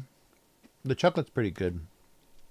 It's actually pretty rich, not super sweet chocolate, but so the first flavor you get, because it's coated with them, is the consomme potato chip taste. So you're tasting potato saltiness, but also that soup flavor, and then you taste chocolate. So it's like you dropped a piece of chocolate into the crumbs of your potato chip bag, and then they stuck to it, and you pulled it out. Yeah, only salt. Yeah, only salt would be better. The combination is a little strange. Now I'm getting it stronger this time. I literally think it's chicken and chocolate. So like a chicken noodle soup and chocolate combination. Yeah, it's odd. It's a really odd combination. It should have just been potato chip chocolate, with the salt, with only salt. That would be okay. But the fact that the kind of soup mix flavor is in there too makes it taste kind of just like garbage, just like some kind of like random mix. The flavors don't complement each other at all. All right, last one. Yeah, it's not getting any better. It's getting worse. Okay. Oh, yeah. That was really strange. Chicken soup and chocolate is not a good combination. The more you eat, the first one was okay. The more you eat, the stronger the soup mix flavor taste comes through. So now it's almost equal parts chocolate and like savory soup stock. Ugh. Oh, that's really weird. That is really weird. Yeah. It should have just been it would be fine, and I think you've even had that before, a potato chip chocolate combo. That would be fine. And that's why I got these, because I saw the fact that they were consomme flavored, so soup flavored. Ugh. It's bad. It's a really bad. I don't know anybody that would think that combination was a nice taste. The salty and sweet chocolate is always, okay, because they make like sea salt chocolate and stuff. But and the chocolate's kind of darker chocolate, not milk chocolate. So the chocolate is fine, but it's coated with chicken soup flavored potato chips. Okay, so that was a fail. So stop your evil collaborations, YBC and Fujiya. You're doing terrible things. Yeah. So if there is another version of this, I might try it, but if this is their only flavor, stay away from soup and chocolate. Soup stock and chocolate are not good. Yeah, I don't think the French have ever decided that they want a a chocolate bouillabaisse or anything. So don't think they're on the right track there. That's a weird one. Wow. And I didn't think it was gonna go that far. So who thought that was a good combination? Because the first one you don't quite get the soup flavor. It's just salty and chocolate. And then the next one it's more soup, and then the third one it's horrifying soup. Ugh. Yeah, it's like just dipping a drumstick into chocolate. Oh, yikes. Yeah, it should have been good. If it was only potato chips and salt, that would have been fine. And that flavor like builds up on you because it's like a powder or something in there. Ugh, I wish I had something other than water. Mm. It does. It sounds like a joke. The combination sounds like a comedy snack. There are some things in Japan that are just like that. You're like, why would you put those things together? And what if there's somebody in one of those, company kitchens or company, laboratory kitchens that just has bizarre tastes, and they get some of these past their management. Oh, that's brutal. Okay, that was a fail. I should have some sort of graphic, like a okay, like a thumbs up or thumbs down, or what. Oh, you know what it would be in Japanese? It would be like a circle for yes and a X for no. So the maru is always yes. So you'll see that when they're trying to instruct you on how to use the toilet or something. Anytime you see a circle, it means that's the correct way. And anytime you see an X, it's a red X and I think a green or blue circle. That means no. And that's why the the PlayStation controller had X in my head. That's why the PlayStation controller has an X and a circle on it, because in Japanese that's standard yes and no. So they have built into that control scheme a yes and a no. But in the US, they reversed the meaning of those buttons because they don't culturally have that.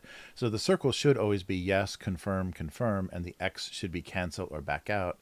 But in America, they reversed it. So that's why it's a pain in the ass for me to use my PlayStation.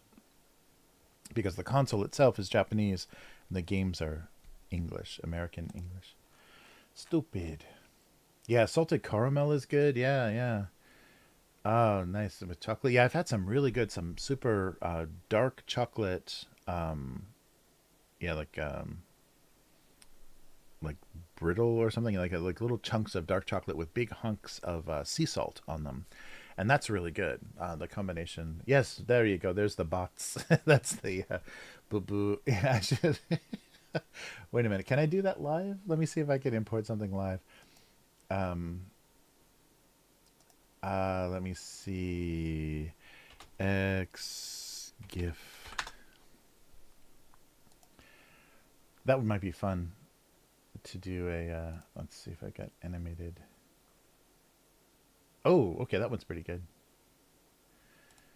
Let's see if I can do this. If I can I add stuff on the fly on OBS? I don't know. X is bad. Let me see if it'll let me do it.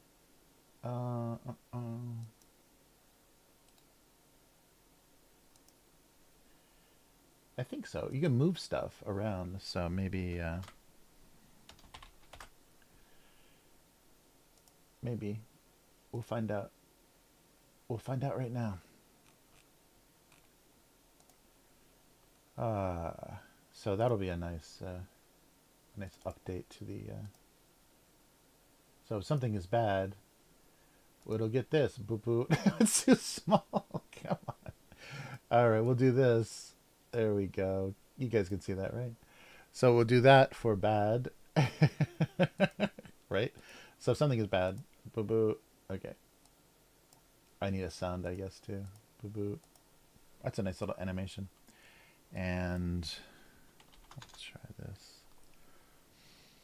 No, we're not going to get such a good. Yeah, I'd have to. Oh, maybe I'll just do Maru. See if there's any otaku stuff in there. Nope, there's a cat named Maru. Of course there is. Of course there is.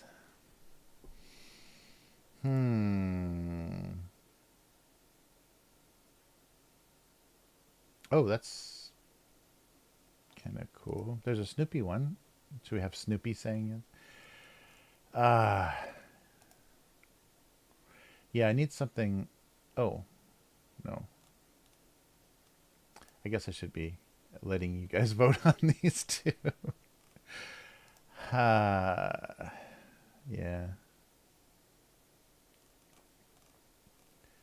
There's nothing very perfect. Yeah, the circle one should be kind of happy. And the X should be not.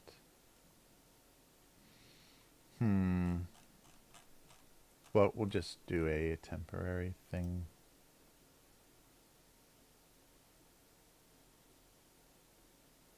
Yeah, that's cute. Oh, but it's not transparent. Oh, so many challenges. You guys enjoying my off-camera Google search?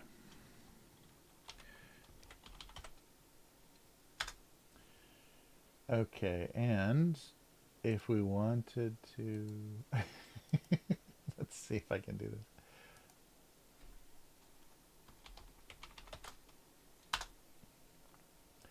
Good, good, good. Yeah, this is a lot of animation, but it's also... boom! It's not transparent. Yay!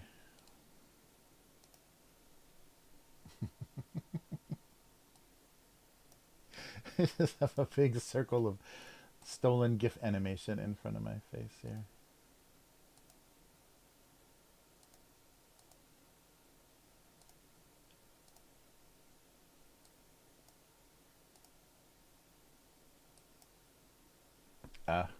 Not quite. All right, I'll look for some, or maybe make one. Make a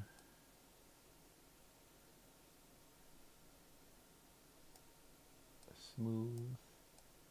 Make some animation. Yeah, because it just needs to be the boo boo, a big. Yes and no.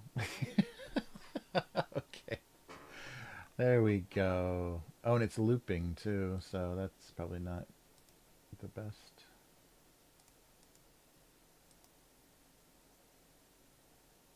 Yay. It's a nice animation. Okay. I'll come up with something better. Boo. That one's perfect, though. I wish there was just a circle that did that as well. Or an O. Yeah, it definitely needs a sound effect, doesn't it? Like, yeah. Yeah, so, yeah, that's the difference is the check mark. So X is usually negative still, sometimes, I guess. And the check mark is good. And what's the negative thing? Yeah, X, right? Yeah. So I guess X culturally is bad for both.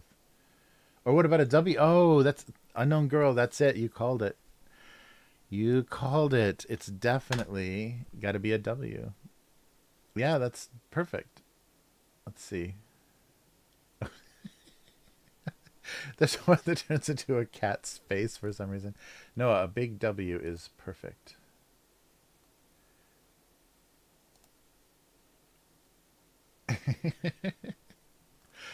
Let's see. Is there anybody that did a good W? Yeah, that's a good idea. Yeah, I don't think in maybe After Effects or Animate or something. I don't think it'd be hard. Dude, that's really dumb. Sorry. Or this one.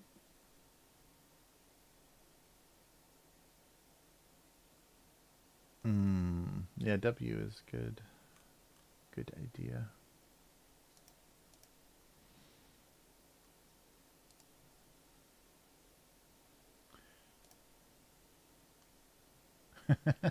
There's a W that spells win.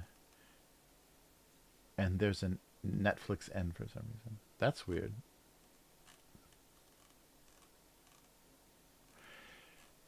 Yeah, there's nothing There's nothing perfect.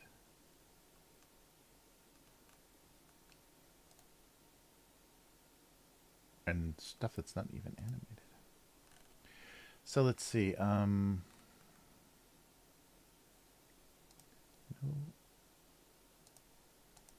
Ideal W.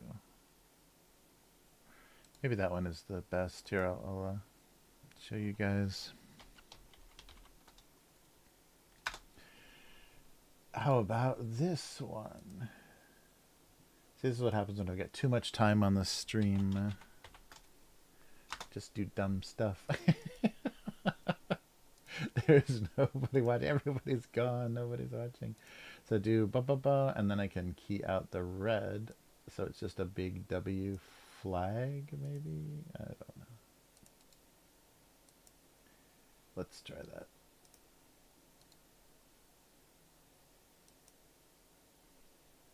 All right. Yeah, and the more I sorry. Do.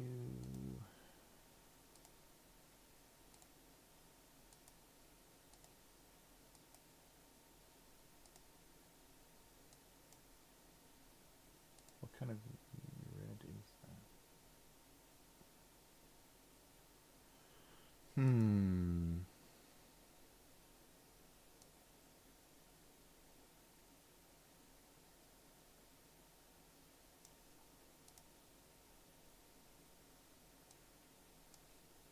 Is it knocking that out? Not at all.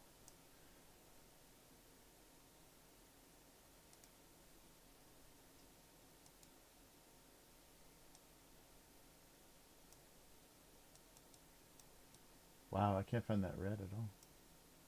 Okay, well, without the transparent, since it's not an easy color to find. Yeah, OBS doesn't give me a dropper or anything.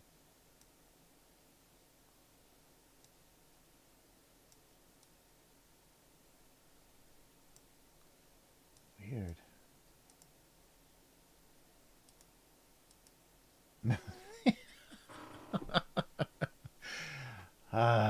Okay, well, I'll have to figure out how to key that out. So yeah, we need a W. I guess I should just animate a W, right? I should be doing this. I shouldn't be grabbing gifts. Oh yeah, oh, that's good. Yeah, an X rotten orange and a rotten orange. Yeah, that would be good. This is still, I like this Abu. That's great. Yeah, that's not good. Yeah, so an orange would be cute though. Yeah, a big W orange and a little bruised, rotten little orange with an X. All right, I'll stop torturing you guys with a Google Google image search for W's. Well, that was terrible. That was really bad. Yeah, yikes.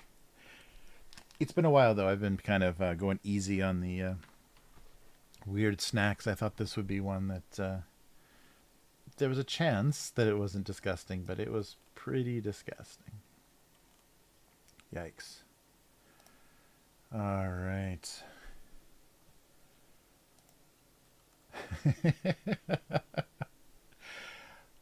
Thanks for hanging in there during the GIF search.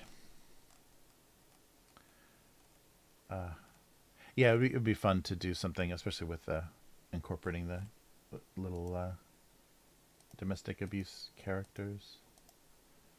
That would help a lot. Nice.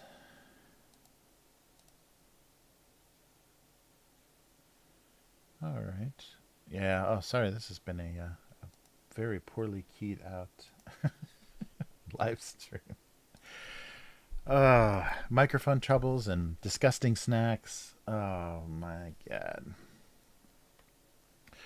Well, yeah, I've had it good for too long. Yes, exactly. I was due. I was due.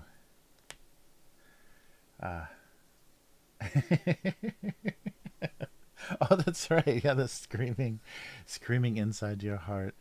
That's so funny that they were trying to show you how to ride a roller coaster during COVID. So it's dangerous to scream because you'll be spreading the virus. So scream inside your heart. Yeah, that's what most Japanese do, like on a daily basis, I think. Scream inside their hearts. Oh man, yeah, I've got to find something else fun like that. That's just crazy. Oh man. Yeah, and I love the funny part about, like, the phrase is very funny. The fact that they would like translate that into instruction, and then the fact that they had two of the management of whatever company that was that owned the amusement parks ride the amusement parks expressionless to show people how to scream inside their heart. This is how to do it. I'm not screaming, but just imagine my heart is. Yikes. Nice. Yeah, very fun. Yeah, and it's good. It's always good to hang out with you guys. And if we get cartoons done, well, that's great. That's that's just a bonus. Uh yeah, it's funny. Yeah, and it's still got it. So I'm slowly putting together. Oh, hello, woman in a van. Woman in a van on Twitch. Sorry, I totally. Oh, that's right. I'm not looking at my combined chat. Thanks so much for stopping by. It was a while ago. Thanks for stopping by. Um, on Twitch. Don't mean to be neglecting the Twitch side of things. I didn't have my combined chat up. I popped up the YouTube chat. All right, but even in a van, you can enjoy the stream. That's excellent. Oh yeah, so yeah, this year I definitely have to get the collection done, and I think what I'll do, because I've got the flexibility of Lulu, like it doesn't cost anything to produce it differently, so I'll do a really nice hardback version of it that'll probably be pretty expensive, like probably like the $50 range, and then I'll do a soft cover that'll be like 20 or 30, depending on how many pages, like I did with the previous one, and just yeah, so I can do two editions, because this is the 20-year anniversary. I don't know how many more I'm going to be hitting, so that would be good. Oh yeah, yeah, I got to remember that too. Yum, that was a funny idea. The things that don't know what they are. Nice. The YouTube chat master race. Yeah, I neglect too much. Yeah, I wonder too if because I was reading through reviews of Restream, the site that I use to or like the service that I use to multi-stream, and some of the reviews were saying that, yeah, you don't unless you only stream to Twitch or only stream to YouTube, it's not as effective. I don't know how they know, but it's not as effective for reaching people. So I don't know. Oh, nice. Well, thank you. So the new book, as soon as I can get it laid out, yeah, I have to. I'm still doing the cartoon selection process, and it'll be done this year sometime. That's all I know. The deadline will be this year sometime. But yeah, I'll let you guys know when it's getting close. That will be fun, and yeah, yeah. So I can hopefully, and I have to order. So I can show them on stream, because I have to order proofs, because they're print on demand. So I have to order proofs to approve the final product. So I have to buy a copy of the book to tell them that it's okay to print. So I will. I'll show you those guys on the stream, and then we can decide what to do. And I can make a special deal. I can make it like an at cost book for you guys too, so that it's more easily accessible, because it'll be shipping as well. I think the print on demand though is in the US, UK, and Australia. So it should be cheaper to those locations. To Japan, it's really expensive to order the books. The shipping is almost as much as the book itself. It's pretty pricey. So if I need to order bulk, I usually wait until my daughter's visiting or whatever and ask her to put a bunch in her suitcase. So yeah, but we'll do that. I'll show that off. And Godzilla next week. Godzilla, definitely Godzilla and the Cheeto family books. And there's one more. I think there's three. So I think there's one more, but I can't remember what it was. It's gonna be super stupid. I mean, I was like, 6 years old or 7 years old, so it's gonna be terrible. But maybe the roots of domestic abuse are in there. Oh, bonus sticker set. Yeah, definitely. Yeah, I definitely will print stickers because I can do those very easily locally. So I'll do a sticker sheet, and anyone that orders one from me signed, I'll put a sticker sheet in there, and it'll be all of Yum's select. Yeah, Yum can choose the sticker sheet because she's given me the most feedback about that. So there'll be an orange, and there'll be a jug, a jug of moonshine. There'll be all of those drawings that I've done. Yeah, that would be fun. Uh, yeah. I wish the print on demand Lulu doesn't have a lot of flexibility. I don't even think they can go like if I want to do like a sticker sheet that's actually like in the book itself, like actually attached to the book itself. I think I'd have to do just full print production so I'd have to like warehouse a ton of books in Japan and then ship them very expensively from here, out to people. So it's probably better to do the print on demand, but I can order copies and then send them to you guys and have them more personalized and have some goodies in there. So that'll make more sense. Signed in stickers. Yes, that would be fun. Yeah, definitely for you guys for all the support. And I'm definitely going to have to dedicate this collection to Hyphonics to John and Sophia, because I wouldn't have gotten any further. I was, pretty much, because I literally was dead. Like the live stream was dead. I was still doing the cartoon, but I probably would have lost my momentum with that without doing the live stream, because it was done. So 2019, it was done, and it was resurrected because of you guys finding because of the raid on the stream and you guys finding it. Just for the stickers. Nice. All right. Yeah, so definitely have to get that finished. But I think that'll do it. Yeah, we're after 5, so I should get ready. But this was a nice long stream. Good to hang out. Oh, actually, it wasn't that long. That's right. I started at almost 3. It was only 2.5 hours. Well, usually, I think that's been my average recently, hasn't it?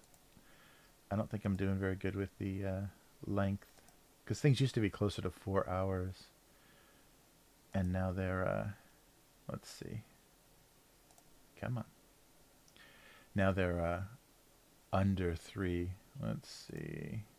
So last stream, let's just do duration while we're looking.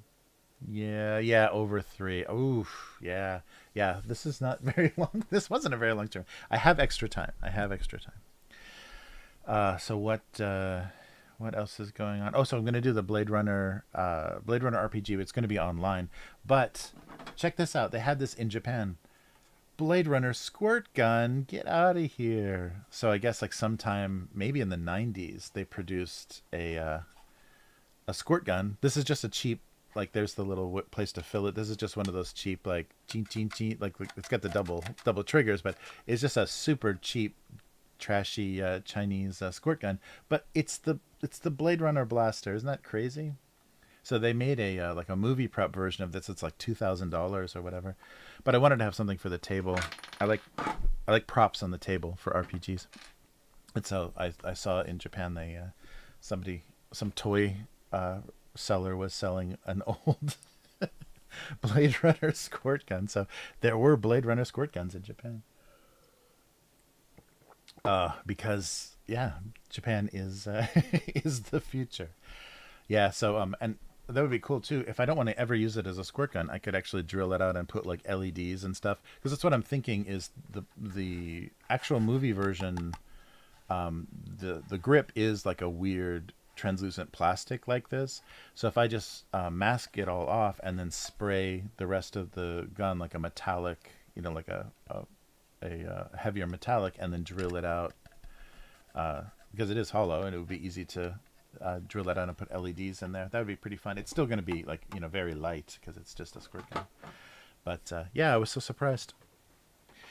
They do all kinds of, I mean, there's so much funny knockoff stuff, and the packaging for it, I don't know where it is, but the packaging for it was just like, space sci-fi squirt gun or whatever, but it's the Blade Runner gun. Like somebody took the time to like build that in a CAD program or whatever for production. It's so funny. Yes. Yes, I can squirt them all in Blade. I can retire them. I can pretend my whole family are replicants, and I can retire them one at a time. Mm.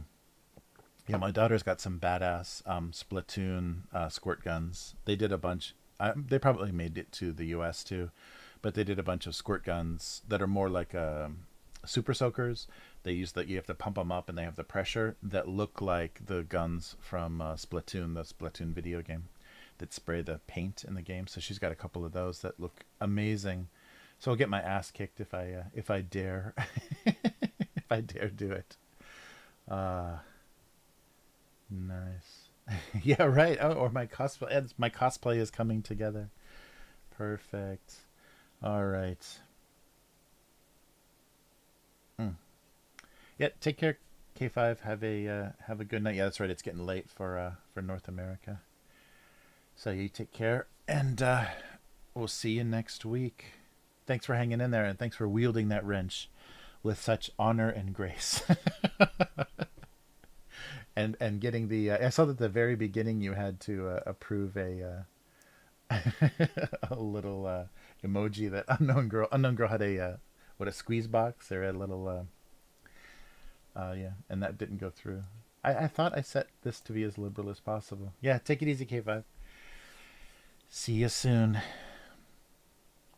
Oh man. Yeah, so hopefully that will everything will go good. That'll be Friday night. Saturday afternoon, my time. Uh and still we can't hit 1,000 subscribers on this channel. I think I'm so far behind on the views, watched hours anyhow, that it wouldn't make a difference. 992 is as high as it got. It's funny. All right, yeah, there it is. The squeeze box. What's that called? What's that called? Like Weird Al accordion. That's right. 24-hour stream. That's right. We're gonna do 24 hours. So I at least want to go a little bit longer. This is as short as it was last week because I started late. So it started really late, and I'm just, as long as I don't have to eat any more of those consomme chocolate snacks. Those are brutal. Ugh.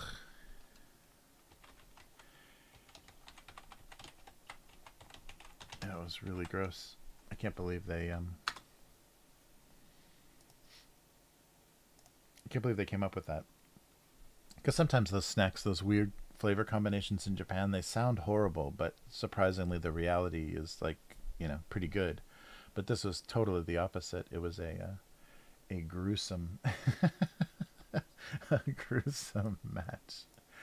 Wow.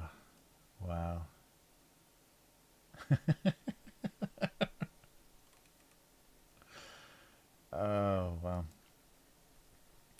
Yeah, I'm trying to think if there's anything. Yeah, been watching the old Blade Runner movie.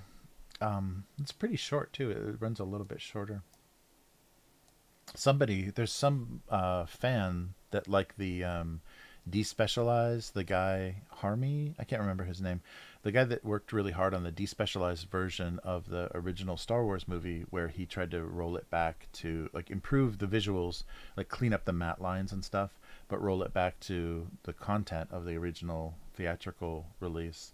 There's somebody that's doing that with Blade Runner too. They're doing like the White Dragon edit or something, so they're doing like color correction, and I don't know what version they're going to do, but they're going to do their own like fan edit of Blade Runner. It's supposed to be out this year. When I was Googling stuff online, that came up.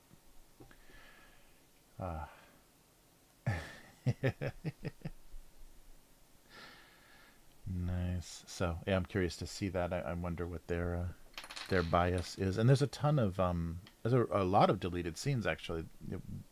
They were probably on DVD releases and stuff, but on YouTube there was a ton of deleted scenes on from the movie that it got really weird though, like really weird and rambly because the dialogue is pretty sparse in the film, and the film is mostly just quiet.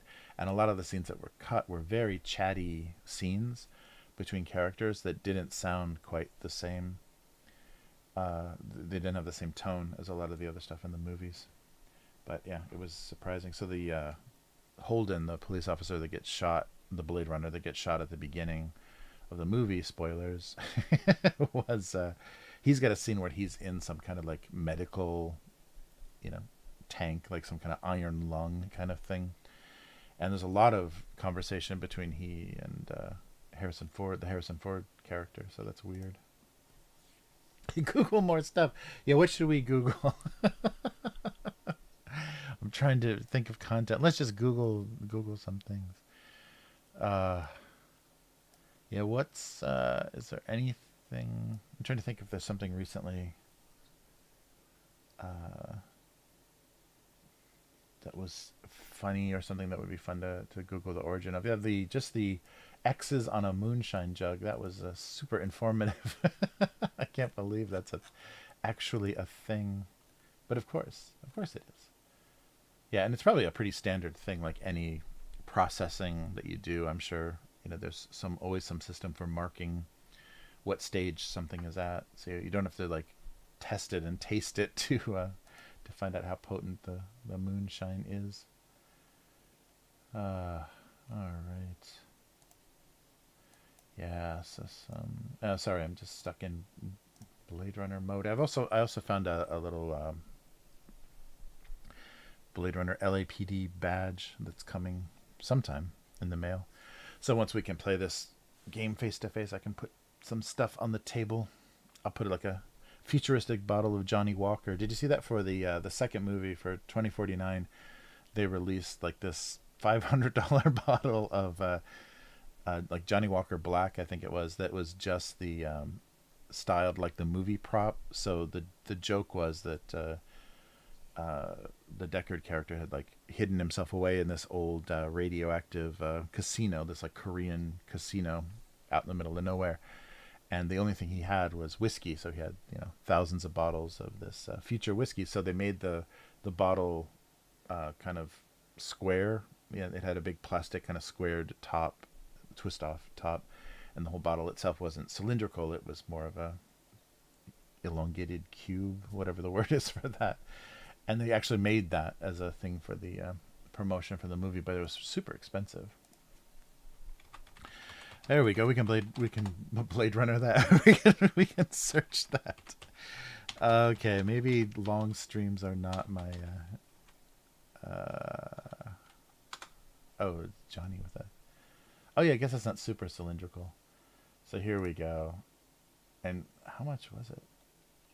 Yeah, this was so stupid because it's barely a. Let me share this. Wait, it would be this window, right? Boom, there we go.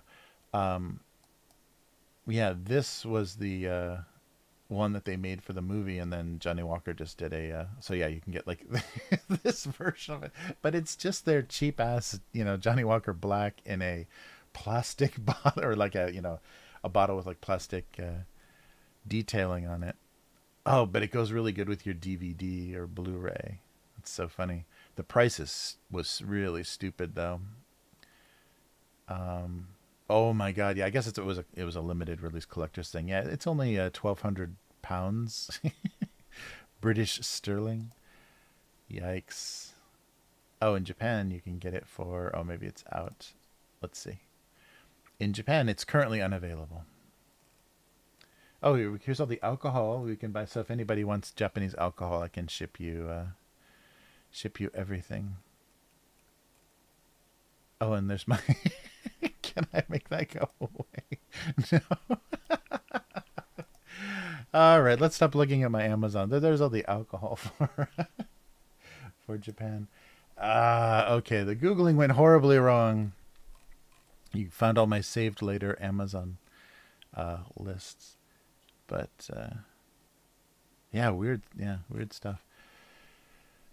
So if you want to throw a couple $1,000s away, you can buy a Blade Runner. That's so funny.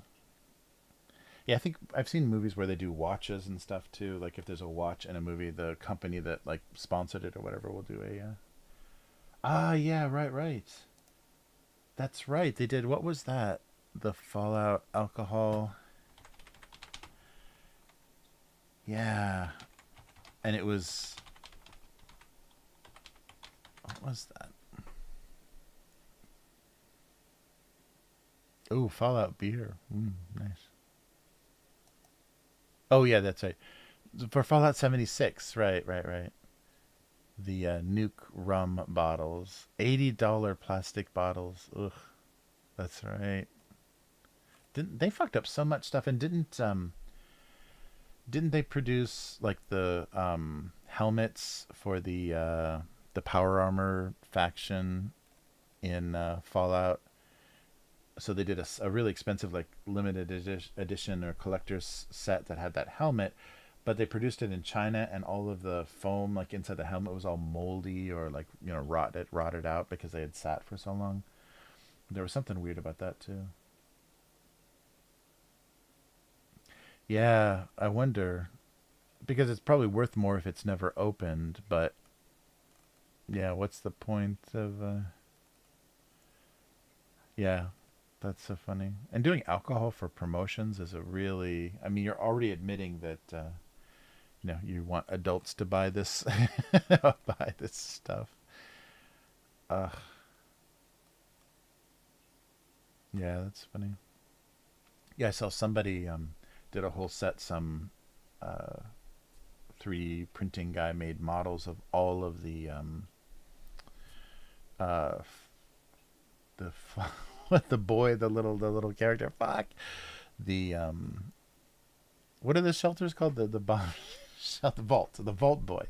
Did a whole series of 3D versions of all the little poses of the vault boy, like from the game, for all the different skills and effects and powers and stuff. So there's a whole little range, kind of like bobblehead style. I wonder how long that took. And when you do something like that's not your IP or whatever. So I wonder how long that it takes before they cease and desist you. Yeah, that's funny. Wonder how much alcohol was used to promote. We got a show. Oh, Internet Historian. Oh, really? Internet Historian did a whole video on that. Oh, nice. Yeah, I love his videos. I haven't seen. What was the last one? Was something I wasn't super interested in. I love something like the Habbo Hotel. I think he did one on the Habbo Hotel, like the pool's closed phenomena, and then that one where some 4chan or somebody got a hold of a sign at a convention, like so some show or some business meeting where they had these internet connected big video screens that people got a hold of, and they were able to put all kinds of horrible stuff on these signs. And he did a video tracking the whole yeah, debacle of those signs getting hacked and people putting whatever they wanted to on signs during this trade show. Nice. Yeah, it's really funny. Godzilla Rule 34. No. Sorry, I totally missed that. Yum. I missed you said that. Yeah, we'll do a whole Godzilla themed show, and I'll have to pixelate the page as I'm viewing it. Oh, that's so funny. I can't even imagine. It's probably all.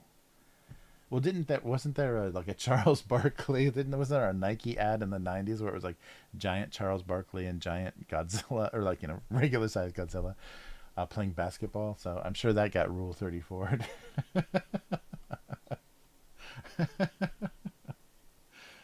Oh man. Oh yeah, yeah. It's always worth watching Internet Historian's videos, and I even like his. He's got some other channel where occasionally he'll just do like a videos with some other guy. They'll like do improv stories and stuff, or just talk about random stuff. He's really just naturally funny. Didn't he interview Chris Chan? Like I thought there was some.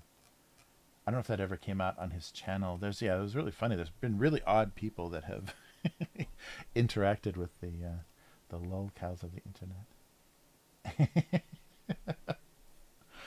uh, yeah, I can't even imagine what the Rule 34 looks like. I'm sure it's all animal bondage, giant lizard bondage stuff. So King Kong, Godzilla, dot dot dot. Yeah, that's insane. I'm not even gonna do it. I'm not even off screen. Am I gonna Google that? Yeah. Sorry, the combined chat is just garbage. So that's why I'm so biased to the YouTube one, because it's the only one. If I'm still live, it's the only one that it's still gonna work. Yeah, that's so weird. Let me try to reopen it. Yeah, that's why I don't want to pay money for to add any uh, extra ability to this account, because it's so it's technically has so many problems, and it's constantly like it posts like social media alerts when I go live on Twitter and YouTube, or Twitter and Facebook. I can't do it to YouTube yet. Facebook and things, and so often those connections just get broken, so that it doesn't work. It's crazy. Yeah, let me see if I'm even on, if this even still shows up on Facebook, because I have to keep reconnecting all the time.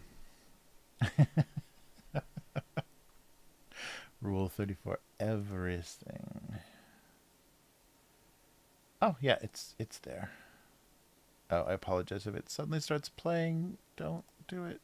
34. There we go. Okay. Oh, I apologize if it's. Oh wow, that's pretty close to live though. That was only like a couple of seconds behind the live version. Yeah, I hate that Facebook videos. If you go to a page that has a video, it'll just not minimize it, but it just like will put it in the corner in like a picture in picture, and then just keep playing the video full volume. What is that? Yums put something on Twitch that I totally missed. What is that? Okay, Twitch, where is that? Nice. All right, Kappa Ross. Excellent. Uh, Very good. Yeah, I got to do some more for the YouTube members and stuff. For the other channel, I've got to do some more emojis and stickers and stuff. Not enough. So now I know Yum on Twitch. Oh, and I can whisper. I can constantly whisper to Yum the whole time. All right. What a stream. What a stream. Well, I'm glad you guys hung in there with me. What's going on here? I can't. There we go. Yep, it's still posting. Yeah, it's weird. Sometimes it gets cut out. So I have no idea. Ah. I'm glad I reopened the combined chat, or I never would have seen Yum's Yum's post. Yeah, I can do three. I can do three places. Or three destinations for restream. So I do Twitch, YouTube, and Facebook.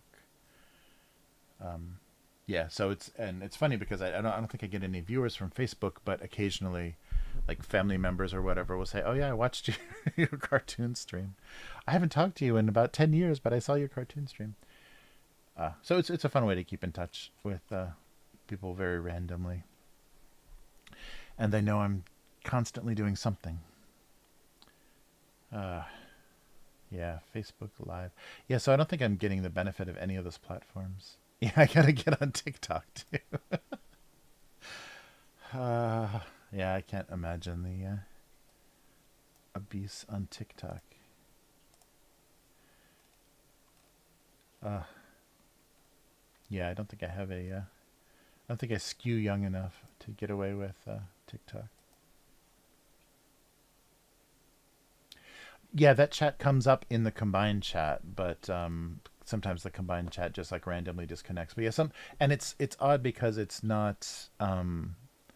It's a comment.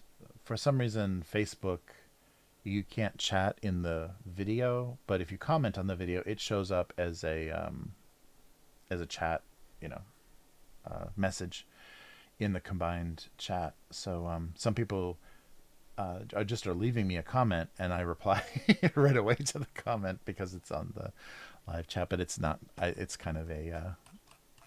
It's not meant to be replied to, so it doesn't work very well. Facebook doesn't give a damn. They do whatever. Uh, but yeah, thanks Yum for the inspiration for the water balloons. I like that cartoon a lot. That'll be fun to see that come up. I can't believe though, if I just go back into the archive, like even just a few months, there's so many cartoons that I can't even remember drawing. Like I don't remember the inspiration, and I barely remember the joke. It's actually easier sometimes to remember the joke than to remember the drawing itself. So it's very funny. But yeah, some acquaintances find me on Facebook, and I think it's just public. So if you find me on Facebook, I think all of the video posts are public on the page. They're not only for friends or whatever. Facebook friends. That's so sad. And remember Friendster? Remember there was actually a social media platform that was all friend based. And poking, so you can poke your friends on Facebook. I hope all of the generations pass away that remember that version of Facebook. Yikes.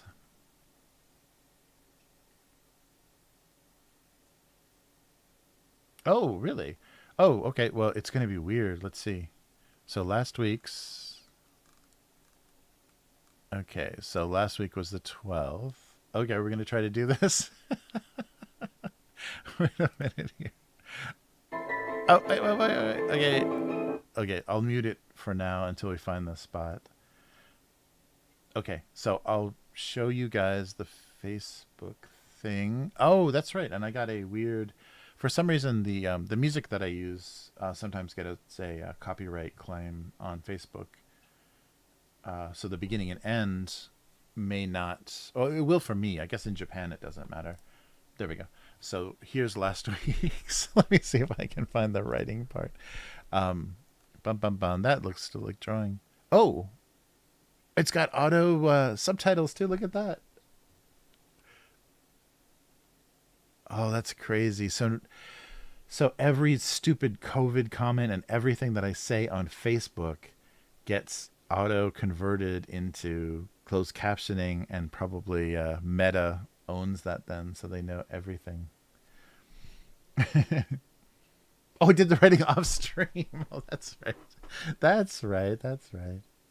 Yeah, the music is just one of those. It's the guy, that one guy that does all the royalty free music that he says you can use it for free. He doesn't copy content ID it. Um, he doesn't claim it as long as you credit him, and so I credit him in the description for the stream, but Facebook doesn't care. So there were like a dozen countries or whatever where they muted that sound.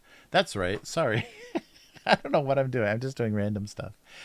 I've streamed too long, but this is a revelation. The weird subtitles is a very strange. I never knew about that. So all of my deaf family members can enjoy my streams. Um, yeah, closed captioning. Yeah, that's very funny. That's right. I did the writing off. That's right. It was a short stream, so I did the writing off stream. So last week's cartoons. Okay. Not the stream itself. That's right. Oh, because it did just get cut off, didn't it? Yeah, yeah. Bye bye. Yep, there we go. Okay. Okay, let me get my head on straight here. Yeah, sometimes I read things very quickly. So the I closed the window for the archive, so I'll just open the Photoshop. So that was these two. So the writing for last week that I did off stream. Oh yeah, so we saw one of them, and then the paper cup admired. Can you see that? Yeah, yeah. The paper cup admired the coffee stained fortitude of the break room mug. That's right. I didn't want to say coffee twice because I said coffee stained. A Facebook museum tour. Uh yes, yes. Um yeah, so I tried to get across the disgusting, like, so stained that it never gets clean, break room coffee mug, uh representing fortitude. And oh yeah, and then we did this one on the because it had gone out enough, so his potency did not diminish with age, was the moonshine, the the jug one.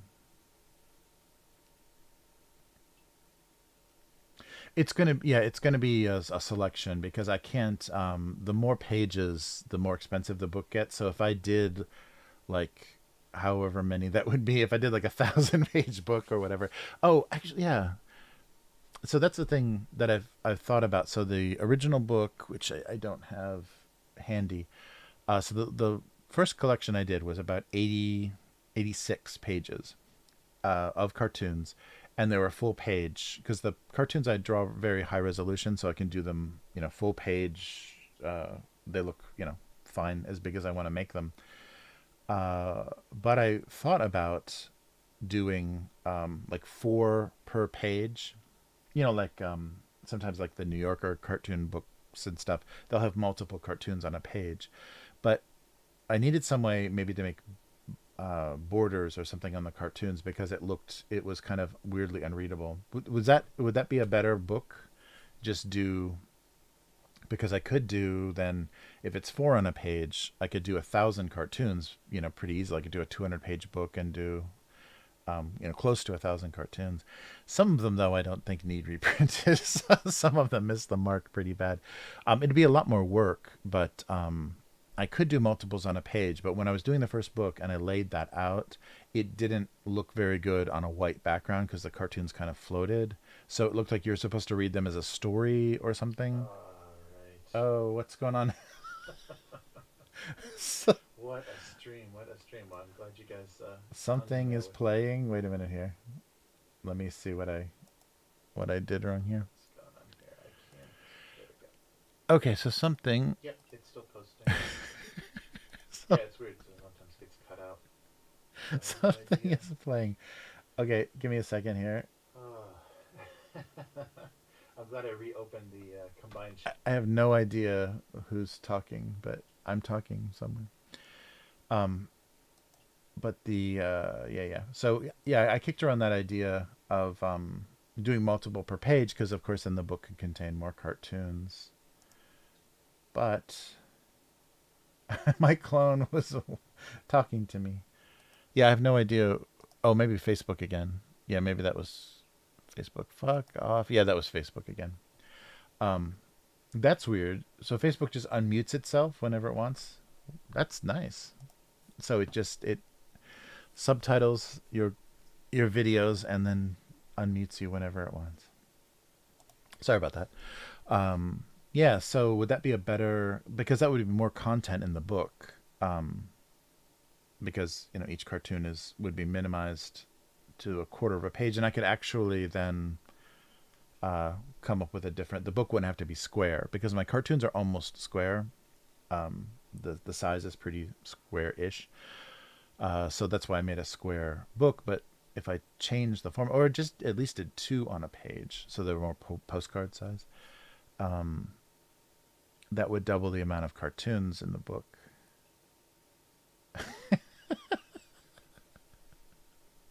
Facebook unmuted me, and I didn't. I did not. That was not me. That was Facebook. I blame. I blame the Meta Corporation.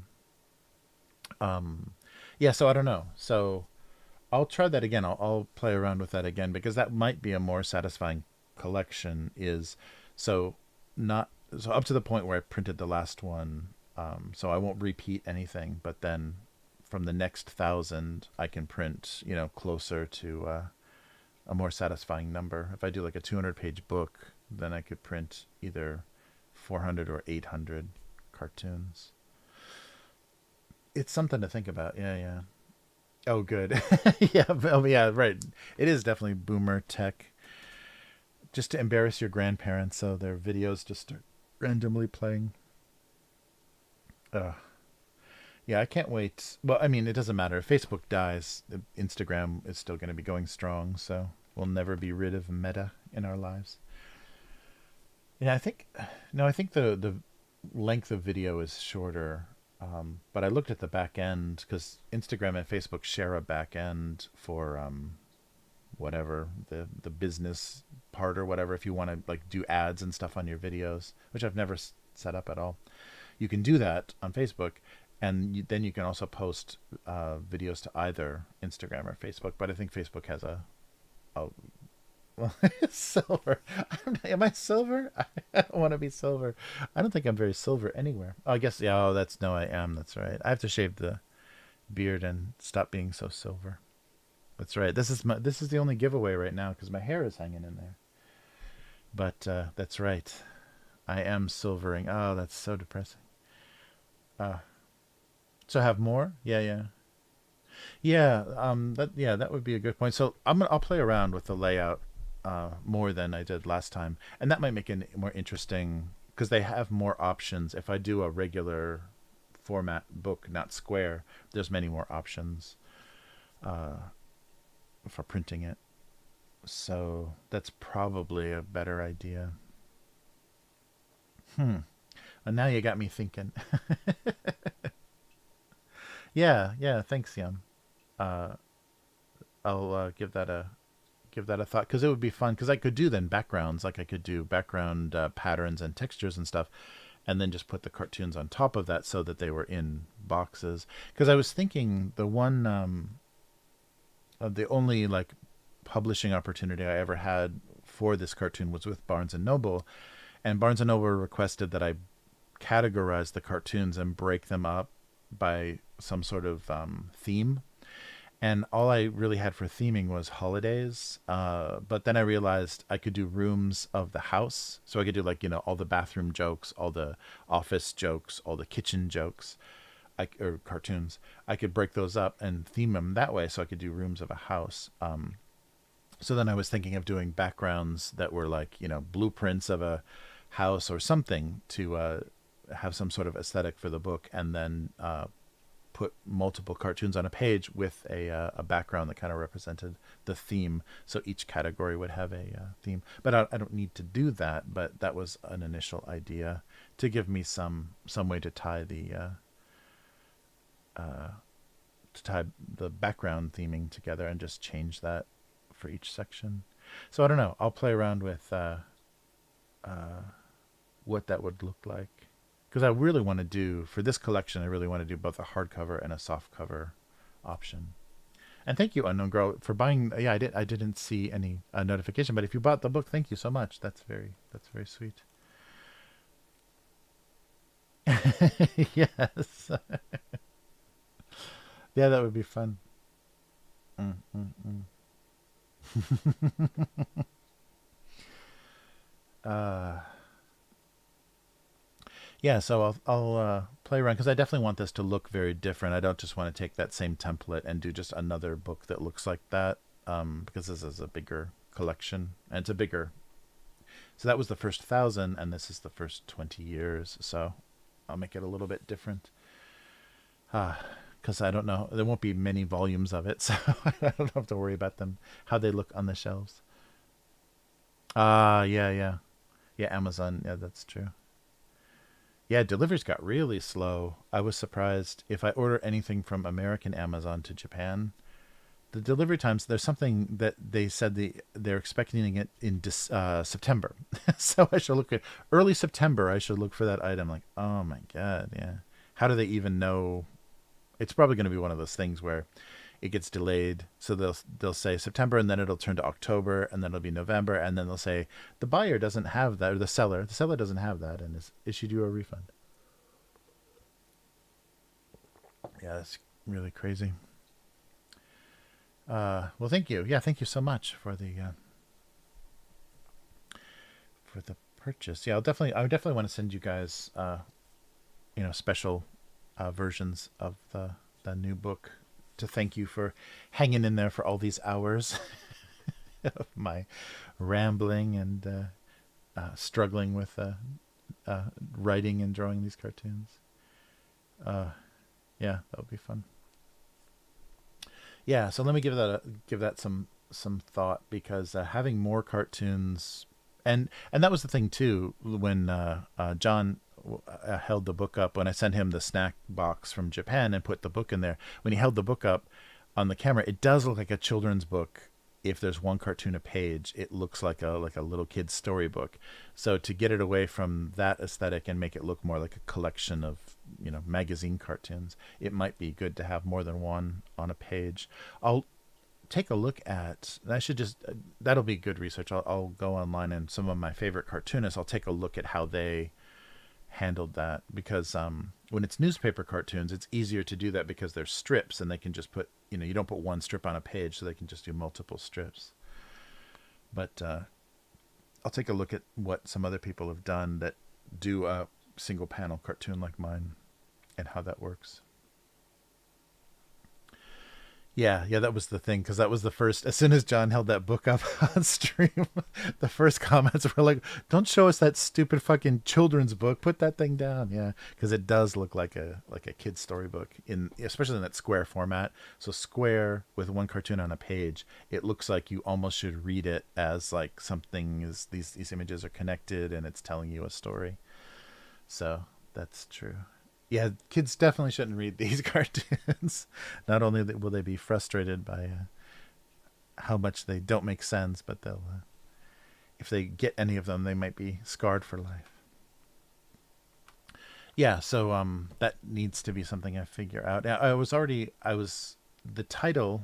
So I want to, each collection has a title. So the title I was trying to think of, or wanted to use that saying that. Mental illness is, or not, is it mental illness? Or I guess insanity. Insanity is doing the same thing multiple times and expecting different results. So the title is going to be some variation of expecting different results from the same process. So distill that down into one little phrase, I think would be the funniest way, because I have been doing the same thing for 20 years and, expecting expecting it to be funny and expecting the same results. So, that might be a good, approach. Just telling people I'm not crazy for drawing this many cartoons for so few people. Yeah, it's crazy. Oh, I did see, that was so frustrating. I did see my syndicator was successful in getting one of the cartoonists that they represent into newspapers. So one of the big newspaper publishers, probably that owns a bunch of papers, picked up a cartoon that's on my syndicator's site. So it still does happen. I think it's it's much more rare, but it still does happen that a cartoon will go from internet to print.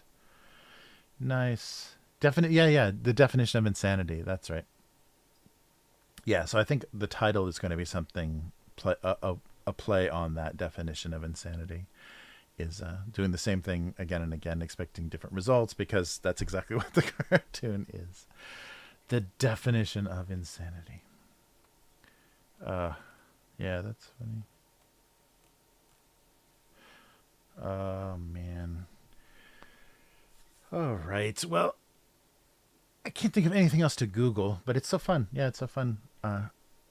Just hanging out with everybody and not playing my voice doubled in the background. It's finally turned that off. Yeah, I wonder if there's a better. Do you think there's a better platform than Facebook to stream to? Because I have three options, and I think almost everything is on Restream. I wonder if there's a better platform.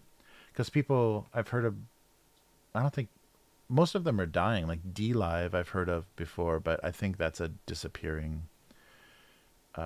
platform. Let me see if there's a list, if Restream gives you a list. Oh, did I close it?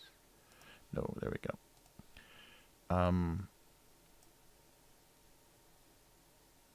Oh, 3 of 4. They give you 4? It's really weird. I joined this. I joined Restream like so long ago that I think they've grandfathered me in on a lot of the changes that they've done. So they don't put the logo in the corner. Like I think with everybody that's on the free level, they put the logo in the corner. They're not doing it with mine. And of course I say that and they'll immediately do it. But they also give me more destinations than I thought. Okay, so the options are. Okay, I need inputs. I need chat input. If you guys are still there, I could be talking to myself by now. If you guys are still there, please let me know. So, is there a better destination? So right now I'm doing the first 3 here, right? I'm doing Facebook, Twitch, and YouTube. So Facebook Live. So I don't think LinkedIn is going to be an option. And I guess there's Twitter, right? There's Twitter Live. Everybody's favorite video. Telegram. I can stream to Telegram. Daily Motion. There we go. As long as I behead somebody, I think Daily Motion. Yeah, so DLive. And I think they're kind of rating, or they're putting these by size, kind of in order by size. So Naver, Kakao, that sounds Chinese. Nemo, Nono Live, V Live. Oh, this is the Russian one, isn't it? VK is the Russian social media. I think I'm just going to go straight to China. I got to do the whoo yay. I can't imagine. Could you imagine if I just started like randomly live streaming to Chinese social media? The attacks I would be receiving. Yeah, I don't think there's anything probably better. Yeah, Twitter might be a better. Yeah, that's true, because I could then, people might be able to find it more easily, because Facebook is just, it doesn't get any traction at all. Steam? I can live stream to Steam. That's silly. If you're not gaming, I don't think you're going to stay live for long. Mob Crush, that's a gamer platform, isn't it? Major League Gaming. Wow, yeah, there's a lot of gaming stuff. I can't believe how many Russian platforms there are. Yeah, so maybe I think they're kind of putting them in order of size. So Twitter and DLive might be worth it. So I have one more option, so I can add, maybe next week I'll add one before Akamai. Wowza. Oh, I got to go with Wowza just because it's such a good name. Yeah, and I think you have to, if I upgrade, I can do a custom so that I can send it to my own web page, and we can do like a totally private thing where it's not even through a network. But then, of course, then nobody will ever discover it. But if I ever do I could do like a patron thing, or some kind of like, secret password thing if I wanted to stream to myself. But yeah, so maybe Twitter or DLive. Yeah, most of the other ones are, I think, and they're very regional. Like they're specific to regions, and also to maybe just gaming. Yeah, it looks like 3 or 4 Chinese ones and a couple of Russian ones. I don't think I'm gonna play well in non-English speaking countries. Yeah, DLive might bring in more people. Yeah, that's cool. Yeah, I wonder. I'll take a look on the actual DLive site and see if there's anybody doing this kind of content. If people are still doing, I don't know. Maybe it'll stand out, but it'd be cool to just attract somebody else, and then obviously they would figure out that the only activity is on YouTube. Yeah, it's very strange. Okay, well, thanks for your opinions on that. I wasn't sure, so I guess I've got one more option. DLive. Yeah, that's really funny. Was it Naver the one? No, it was, what was the Amazon, or no, it wasn't. It couldn't have been Amazon because Amazon owns Twitch. Was it Microsoft that set up their own like anti-Twitch, or their Twitch competitor that just immediately bombed? I forget what that was called. And they bought off a couple of big streamers from Twitch, and then it just didn't go anywhere.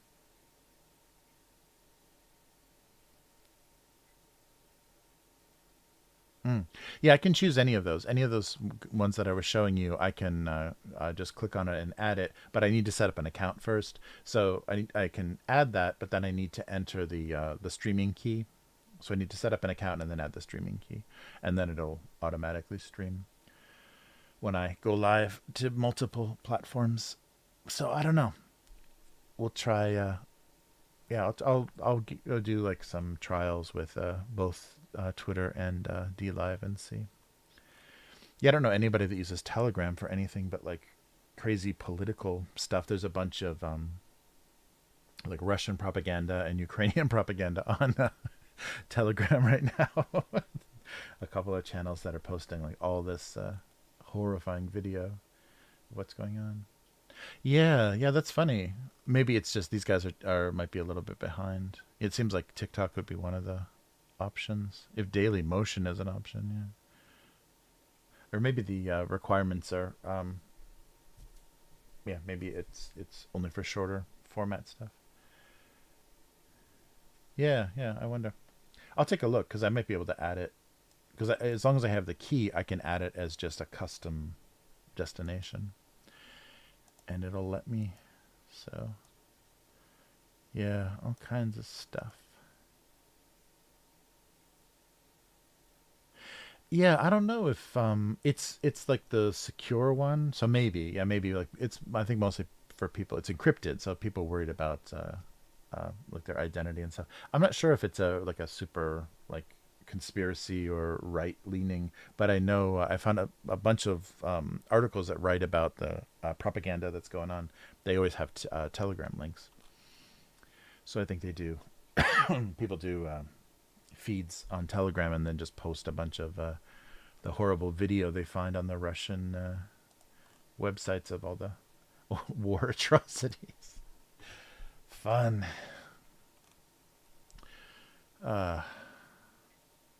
Yeah, I'm not sure who, and that's the thing. I don't want to go, and that was the thing that I was talking about that somewhere before. I don't want to, especially with the gaming with Upturned Table. Like I don't want to push it on some platform where it's going to make it look like we have some political affiliation or whatever. That's very brutal. Oh, really? Interesting. So they're real. It's real easy to lose your account. That's funny. Well, I won't take my shirt off, so I think I'll keep the account for a while. Oh man, interesting. Yeah, I'll take a look and see if I can live stream there, because it would definitely be worth like, every week like trying adding a different platform and seeing what kind of response happens, and then also I won't know like what times are optimal or whatever for the best results. uh yeah, that's funny. Oh, well, this has been so great. Thank you so much for hanging out. And we broke 3 hours, so I wanted to make sure this is a little bit longer than usual. I thought it was going to be a nice long stream. uh oh, that's the thing too. Yeah, I do have to be careful because if I go on because I've even had people on Twitch or whatever that drop in and say, "What is this?" Because the first thing they see is a little sign that says domestic abuse in the corner. So yeah, I do have to be careful if there's any if a very Karen heavy platform that people that love to flag and report stuff, I might not last long. Yeah, that's a good point. Pro domestic abuse. I need to find a platform that's all about just hating your domestic partner and wanting them to suffer. Maybe kink.com. I should live stream to kink.com. Anyhow, all right. Well, yeah, this has been great fun. Thank you for hanging with me. Yes, people are very literal. They don't even bother to. You wouldn't actually name a cartoon that for that reason, right? There probably is another meaning, but yeah, people don't think that far. All right. Yeah, we'll do this next week. And if you're watching for the first time, either on demand or live, abusecartoons.com and Abuse Cartoons on social media. If you want to get notified when this goes live, it goes out on Twitter, Facebook, YouTube, not Instagram, but most other places you get notified. Oh, Instagram might be that's not an option, is it? Because I think they have streaming on there as well. But we do this every week about this time, and sometimes longer, sometimes shorter, but always fun. And thank you so much, Unknown Girl and Yum, for hanging in there. It's been fun, and thank you for your feedback and letting me think a little bit about the book format. Next week, Godzilla. I promise I'm gonna write an alert so before I leave the office, I will get that book. So take care, and yeah, everybody enjoy the rest of their night, the rest of their everything, and we'll be back again soon. So gocomics.com/domestic abuse if you want to read the cartoon, and we'll do this again next week. So take care and stay safe, and stay cool if you're experiencing extreme heat and humidity like we are here. So take care and see you again. Thanks again. Bye-bye.